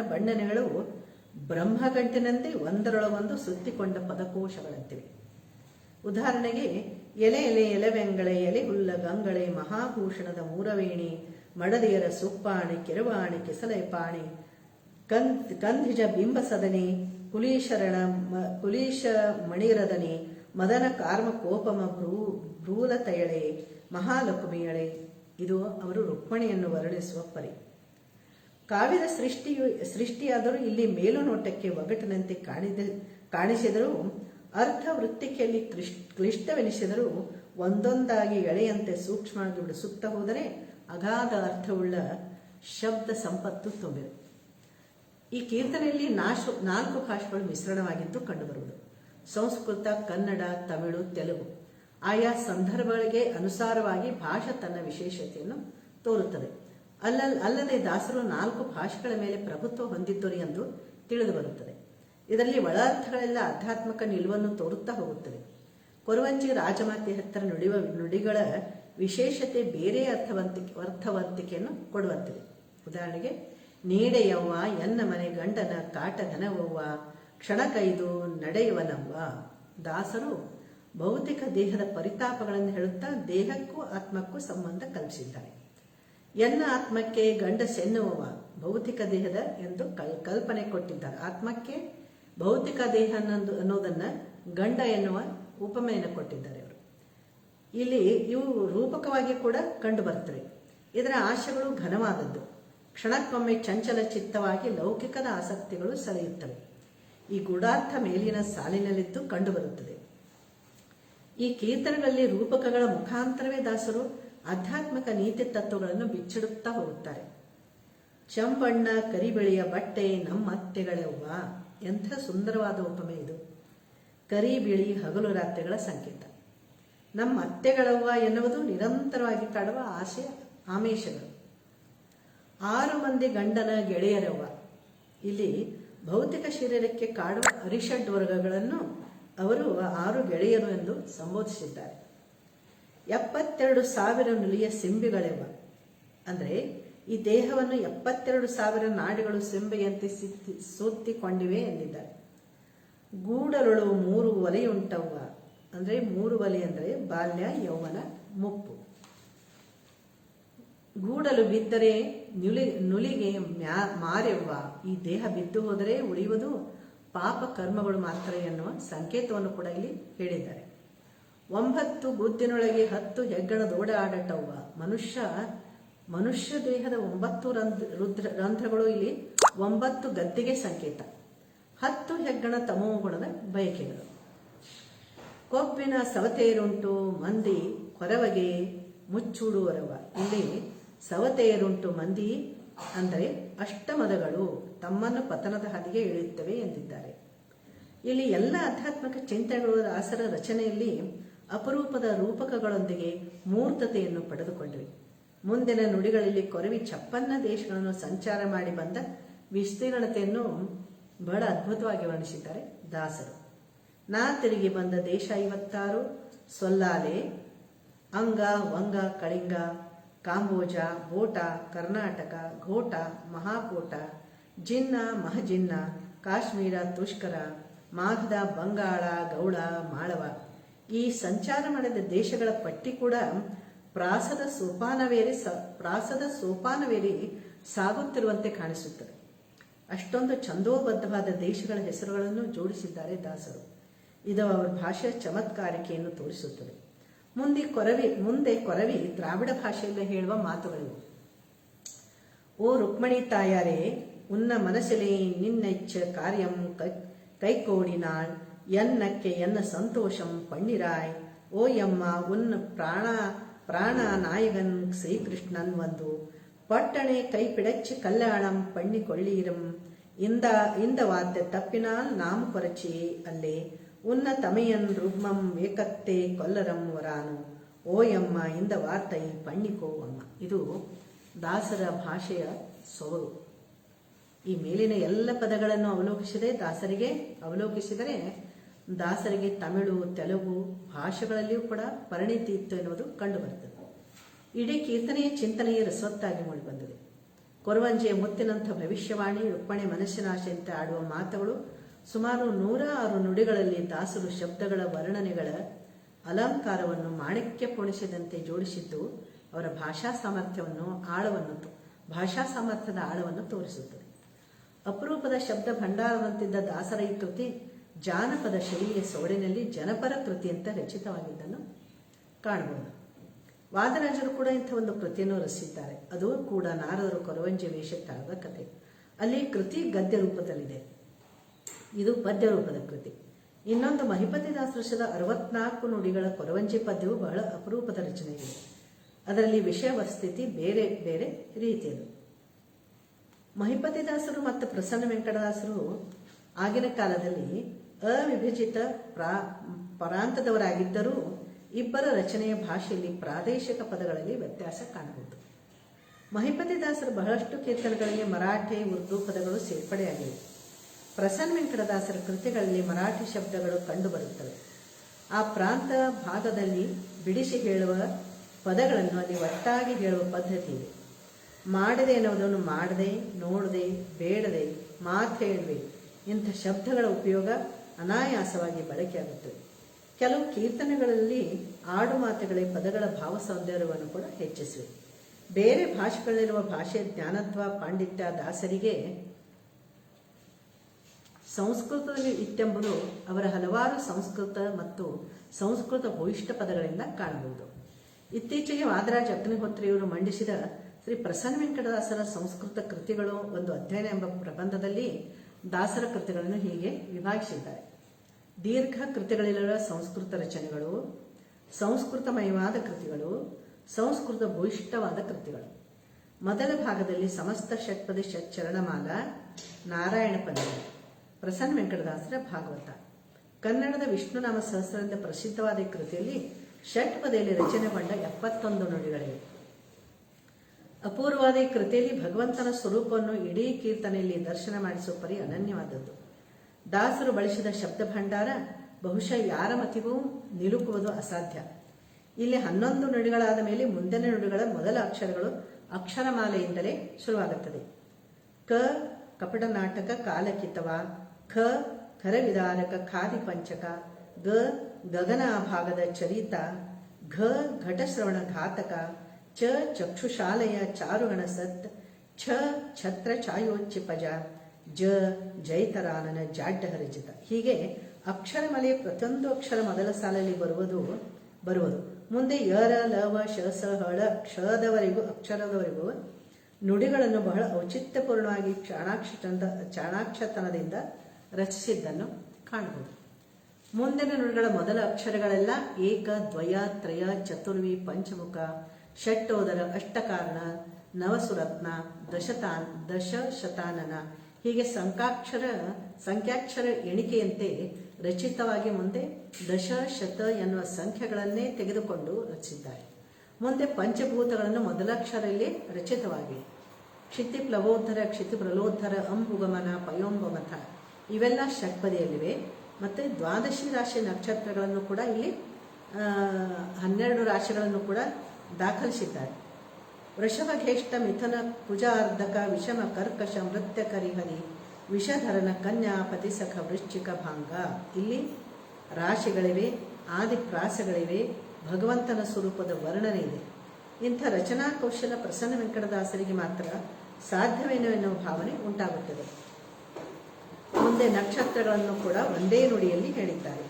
ಅಶ್ವರೂಪ ಮಹಾಭರಣಿ ಸಖ, ವಿಶ್ವ ಕೃತಿಕಾಯಾಂಗಿ ವರ ರೋಹಿಣೀಶ್ವರೋದ್ಭವ, ಮೃಗ ಮದಾಂಕಾರಿ ದ್ರವಿಣ ಹರಣವು ನಿಸಜ್ವನ, ಪುನರ್ವಸುಧ ಗುರುರ್ಗುರು. ಇಲ್ಲಿ ಎಲ್ಲ ನಕ್ಷತ್ರಗಳು ಕೂಡ ಅಪರೂಪವಾಗಿ ಸಾಲಿನಲ್ಲಿ ಮಡುಗಟ್ಟಿ ನಿಂತಿವೆ. ಮುಂದಿನ ನುಡಿಯಲ್ಲಿ ಉಳಿದ 6 ನಕ್ಷತ್ರಗಳು ಅಡಿಕೆಗೊಂಡಿವೆ ಮತ್ತು ಎಲ್ಲವೂ ಭಗವಂತನ ಸ್ವರೂಪವನ್ನೇ ಪ್ರತಿನಿಧಿಸುತ್ತವೆ. ಹೀಗೆ ಎಲ್ಲ ಅಕಾರದಿಂದ ಕ್ಷಕಾರದವರೆಗೆ ಅಕ್ಷರಗಳಾದರೆ ಸಂಖ್ಯೆಗಳಲ್ಲಿ ರಾಶಿ, ನಕ್ಷತ್ರ, ಪಂಚಭೂತಗಳು ಎಲ್ಲ ಕ್ರಮದಿಂದ ಹರಿಯ ನಾಮಸ್ಮರಣೆಯಿಂದ ಭಗವದ್ ರೂಪದ ಚಿಂತನೆ ಮಾಡುವುದು ಅವರ ಜ್ಞಾನ ಸಂಪತ್ತು, ಶಬ್ದ ಸಂಪತ್ತು ಎಷ್ಟು ಉನ್ನತ ಮಟ್ಟಕ್ಕಿತ್ತು ಎನ್ನುವುದನ್ನು ತೋರಿಸುತ್ತದೆ. ಪ್ರಸನ್ನ ವೆಂಕಟದಾಸರ ಪಾಂಡಿತ್ಯವನ್ನು ಎತ್ತಿ ತೋರಿಸಲು ಇದೊಂದೇ ಕೃತಿ ಸಾಕು ಎನ್ನುವಷ್ಟರ ಮಟ್ಟಿಗೆ ಇದರ ರಚನೆಯಾಗಿದೆ. ಸಂಸ್ಕೃತ ಭೂಯಿಷ್ಠ ಕೃತಿಗಳಲ್ಲಿ ಕನ್ನಡ ಪದಗಳಲ್ಲಿ ಅವರು ಸಂಸ್ಕೃತ ಶಬ್ದಗಳನ್ನು ಹೆಣೆದು ತಂದಿರುವುದು ವಿಶೇಷವೆನಿಸುತ್ತದೆ. ಇಲ್ಲಿ ಪ್ರಸನ್ನ ವೆಂಕಟದಾಸರ ಮತ್ತು ಮಹಿಪತದಾಸರ ಕೃತಿಗಳನ್ನು ಅವಲೋಕಿಸಿದಾಗ ಒಂದೆರಡು ವಸ್ತುವಿನಲ್ಲಿ ವಿಷಯದ ಸಾಮ್ಯತೆ ಇದೆ. ಮಹಿಪತಿದಾಸರು ಕಾಲಜ್ಞಾನ ಕೃತಿಯನ್ನು ರಚಿಸಿದ್ದಾರೆ. ಪ್ರಸನ್ನ ವೆಂಕಟದಾಸರು ಕೂಡ ಕಾಲಜ್ಞಾನದ ಕೃತಿಯನ್ನು ರಚಿಸಿದ್ದಾರೆ. ಪ್ರಸನ್ನ ವೆಂಕಟದಾಸರು ಕೂಡ ಮಹಿಪತಿದಾಸರ ಕಾಲಜ್ಞಾನ ಕೃತಿ ಲಾವಣಿ ಪದ್ಧತಿಯಲ್ಲಿದೆ. ಪ್ರಸನ್ನ ವೆಂಕಟದಾಸರ ಕೃತಿ ಜಾನಪದದ ಸರಳ ಭಾಷೆಯಲ್ಲಿ ವಿಷಯದ ಸಂಗತಿಗಳನ್ನು ಇಬ್ಬರೂ ನೇರವಾದ ನುಡಿಗಳಲ್ಲೇ ಹೇಳಿದ್ದಾರೆ. ಮಹಿಪತಿದಾಸರ ಕೃತಿಯಲ್ಲಿ ಸೃಷ್ಟಿಯೊಳಗೆಲ್ಲ ದುಷ್ಟರು ಪ್ರಭೆಯಾಗಿ ನಿಷ್ಠರು ದೋರದಂತಾಯಿತು ಮಾ. ಇಲ್ಲಿ ಮಾ ಎಂದು ಕೊನೆಯ ಅಕ್ಷರವನ್ನು ಎಳೆದು ಹಾಡುವುದು ಲಾವಣಿ ಪದ್ಧತಿಯಾಗಿದೆ. ಇದು 8 ಪಾದದ 5 ನುಡಿಗಳಲ್ಲಿವೆ. ಪ್ರಸನ್ನ ವೆಂಕಟದಾಸರು ಇಂಥದ್ದೇ ಕಾಲಜ್ಞಾನವನ್ನು ಜಾನಪದ ಶೈಲಿಯಲ್ಲಿ ಹೀಗೆ ಹೇಳಿದ್ದಾರೆ. ಕಲಿರಾಜ ಕಳಕೊಂಡ 4 ಕಾಲ, ಎಲ್ಲೆಲ್ಲೋ ತುಂಬಿದ ಸುಳ್ಳಿನ ಜಾಲ, ಶೀಲ ನೇಮವೃತ ಲೆಕ್ಕದೊಳಿಲ್ಲ, ಇಲ್ಲಿ ಎಲ್ಲಾನು ಮಾಡೋದು ಬಡಕೂಳಿಗೆಲ್ಲ ಎಂದು ನೇರವಾಗಿ ಕಲಿಯುಗದಲ್ಲಾಗುವ ವರ್ತಮಾನಗಳನ್ನು ಇಬ್ಬರು ತಮ್ಮದೇ ಆದ ನುಡಿಗಳ ಮೂಲಕ ಸೂಚನೆ ನೀಡಿದ್ದಾರೆ. ಈ ಕೃತಿ 45 ನುಡಿಗಳ ದೀರ್ಘ ಕೀರ್ತನೆ. ಮಹಿಪತಿದಾಸರ ಪ್ರಸನ್ನ ವೆಂಕಟದಾಸರ ಇಬ್ಬರು ಕೃತಿಗಳಲ್ಲಿ ಕೋಲಾಟದ ಪದಗಳು ತಾಳಲಯ ಲಾಲಿತ್ಯದಿಂದ ಸುಂದರವಾದ ಕಾವ್ಯದಂತಿದೆ. ಮಹಿಪತಿದಾಸರ ಕೋಲಿನ ಹಾಡಿನಲ್ಲಿ ಕೋಲು ಕೊಲೆನ್ನ ಕೋಲು ಕೋಲು ಕೊಲೆನ್ನ ಕೋಲೆ ಸದ್ವಸ್ತುವಿನ ಬಲವಂಬೆ ಕೊಲೆ, ಇಲ್ಲಿ ಆಧ್ಯಾತ್ಮಿಕ ಸಾಧನೆಯನ್ನು ಸಾಧಿಸುವ ಮಾರ್ಗವನ್ನು ಹೇಳಿದ್ದಾರೆ. ಈ ನುಡಿಗಳಲ್ಲಿ ಹಲವಾರು ತತ್ವ ಚಿಂತನೆಯ ಗೂಢಾರ್ಥದ ಶಬ್ದಗಳಿವೆ. ಇಬ್ಬರು ಕೋಲಾಟದ ಕೃತಿಯಲ್ಲಿ ಸ್ತ್ರೀ ಪಾತ್ರಗಳ ಮೂಲಕ ದೃಶ್ಯ ಕಾವ್ಯದಂತೆ ಕಟ್ಟಿಕೊಟ್ಟಿದ್ದಾರೆ. ಆದಿಗಂತಲ್ಲದೆ ಹಾದಿಯ ನಾದಿಯ ಸಾಧಿಸ ಬನ್ನಿ ಒದಗಿನ್ನು ಕೋಲೆ, ಸಾಧಿಸಿ ಬರಲಿಕ್ಕೆ ಸಾಧ್ಯವಾಗುತ್ತಲ್ಲದೆ ಭೇದಿಸಿ ನೋಡಿ ಮನದಲ್ಲಿ ಕೋಲೆ. ಮುಂದಿನ ನುಡಿಗಳಲ್ಲಿ ಭಗವಂತನ ಸ್ವರೂಪವನ್ನು ತಿಳಿದುಕೊಳ್ಳುವ ಮನದ ಸಿದ್ಧತೆ ಹೇಗಿರಬೇಕೆಂಬುದನ್ನು ಚಿತ್ರಿಸಿದ್ದಾರೆ. ಭಾಷೆ ಸರಳವಾಗಿದ್ದರೂ ಒಳಗಿನ ಚಿಂತನೆಗಳಲ್ಲಿ ನಿಗೂಢತೆ ಇದೆ. ಇದು 7 ನುಡಿಗಳ ಕೀರ್ತನೆ.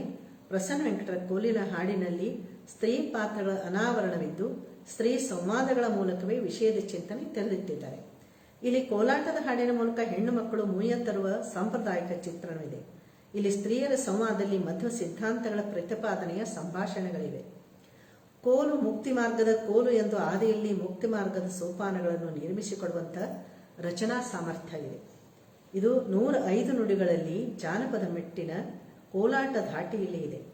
ಹೆಸರು ಹೇಳುವಂತೆ ಭೇದ ಮುಕ್ತಾವಲಿಯಲ್ಲಿ ಪಂಚಭೇದಗಳ ತರ್ಕ ತತ್ವಗಳನ್ನು ಸ್ತ್ರೀಯರ ಭಾಷೆಯಲ್ಲಿ ನಿರೂಪಿಸದಂತಿದೆ.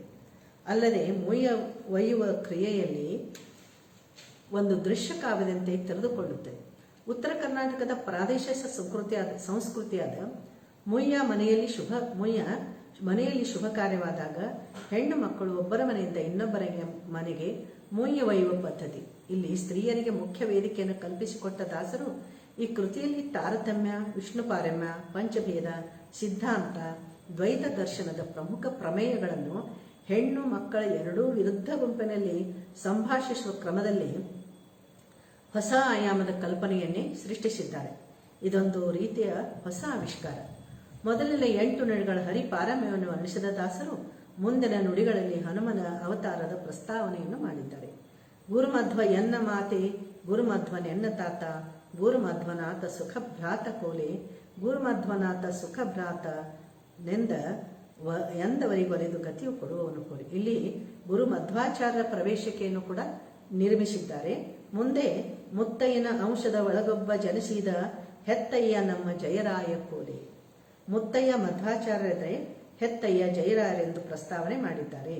ಒಂದೇ ವಿಷಯವನ್ನು ಕುರಿತು 11ಕ್ಕೂ ಹೆಚ್ಚು ನುಡಿಗಳಲ್ಲಿ ಪುನರುಕ್ತಿಯಾಗದಂತೆ ವಿವರವಾಗಿ ವರ್ಣಿಸುವ ಕಲೆ ಪ್ರಸನ್ನ ವೆಂಕಟದಾಸರಿಗೆ ಸಿದ್ಧಿಸಿದೆ ಎನ್ನಬಹುದು. ದಾಸ ಸಾಹಿತ್ಯಕ್ಕೆ ಅಂಥ ಒಂದು ವೈವಿಧ್ಯತೆಯನ್ನು ತಂದುಕೊಟ್ಟ ಶ್ರೇಯಸ್ಸು ಪ್ರಸನ್ನ ವೆಂಕಟದಾಸರು ಎಂದು ಆರ್.ಜಿ. ಗುಡಿಯವರು ತಮ್ಮ ಪ್ರಸನ್ನ ವೆಂಕಟದಾಸರ ಸಿದ್ಧಾಂತದ ಸೊಬಗು ಎಂಬ ಕೃತಿಯಲ್ಲಿ ಉಲ್ಲೇಖಿಸಿದ್ದಾರೆ. ದ್ವೈತ ಸಿದ್ಧಾಂತ ದಾಸ ಸಾಹಿತ್ಯದ ಮೂಲ ಬೇರು. ಅನಂತರ ಬಂದ ಹರಿದಾಸರು, ಯತಿಗಳು ಅದರ ತತ್ವ ಸತ್ವ ಹೀರಿಕೊಂಡು ತಮ್ಮ ಕೀರ್ತನೆಗಳಲ್ಲಿ ಅವುಗಳನ್ನು ಸರಳೀಕರಿಸಿ ಅದರ ಸಂದೇಶವನ್ನು ಸಾಮಾನ್ಯ ಜನರಿಗೆ ತಲುಪಿಸಿದ್ದಾರೆ. ಇಲ್ಲಿ ಮುಖ್ಯವಾಗಿ ಪ್ರಸನ್ನ ವೆಂಕಟದಾಸರು ದ್ವೈತ ಸಿದ್ಧಾಂತ ಪ್ರಮೇಯಗಳನ್ನು ಕೋಲು ಹಾಡಿನ ಮೂಲಕ ಬೀಗರ್ ಹಾಡಿನಲ್ಲಿ ಬರುವ ಸಂಭಾಷಣೆಯಂತೆ ವಿಶಿಷ್ಟ ಪ್ರಯೋಗ ಮಾಡಿ ತತ್ವ ಸಿದ್ಧಾಂತ ಸಾರವನ್ನು ಉಣಬಡಿಸಿದ್ದಾರೆ. ಇಲ್ಲಿಯ 105 ನುಡಿಗಳಲ್ಲಿ ಭಾಷೆ ಸರಳವಾಗಿ ಸರಾಗವಾಗಿರುವಂತೆ ಕಂಡರೂ ಅದರೊಳಗಿನ ಗೂಢಾರ್ಥ ದ್ವೈತ ಸಿದ್ಧಾಂತದ ನೆಲೆಯಲ್ಲಿ ತನ್ನದೇ ಒಂದು ವಿಶಿಷ್ಟ ಅರ್ಥವನ್ನು ಒಳಗೊಂಡಿದೆ. ದ್ವೈತ ದರ್ಶನ, ಗುರುಭಕ್ತಿ, ಹರಿಭಕ್ತಿಗಳ ಮೂಲಕ ಕೊಡಮಾಡಿದ ಈ ಮುಕ್ತಿಯನ್ನು ಧರೆಯ ಸಜ್ಜನರಿಗೆ ಸಕ್ಕರೆಯ ಸವಿಯಂತೆ ಉರೆ ಕಾಯ್ದು ಹಾಲ ಕೆನೆಗಿಂತ ಸವಿಯುಂಟು. ಇದು ದ್ವೈತ ಸಿದ್ಧಾಂತದ ಸೊಬಗನ್ನು ಅರಿತುಕೊಡುವವರ ಅನುಭವವನ್ನು ಸಕ್ಕರೆಯ ಸವಿ, ಉರಿ ಕಾಯುವ ಹಾಲಿನ ಕೆನೆ ಎಂದು ಕೊಟ್ಟಿರುವ ಉಪಮೆ ವಿಶೇಷವಾಗಿ ತತ್ವಜ್ಞಾನದ ಶ್ರೇಷ್ಠತೆಯನ್ನು ಸಂಕೇತಿಸುತ್ತದೆ. ಇಲ್ಲಿ ಈ ಎರಡು ಪ್ರಬಂಧದಲ್ಲಿ ಪ್ರಸನ್ನ ವೆಂಕಟದಾಸರ ಮತ್ತು ಮಹಿಪತಿದಾಸರ ಭಾಷೆಯ ವೈಶಿಷ್ಟ್ಯತೆಯನ್ನು ಪ್ರಸ್ತುತಪಡಿಸಿದೆ. ಇದಕ್ಕೆ ಅವಕಾಶ ಕೊಟ್ಟಿದ್ದಕ್ಕೆ ಈ ಸಂಸ್ಥೆಗೆ ನಾನು ಧನ್ಯತೆಯನ್ನು ಅರ್ಪಿಸುತ್ತೇನೆ. ನಮಸ್ಕಾರ.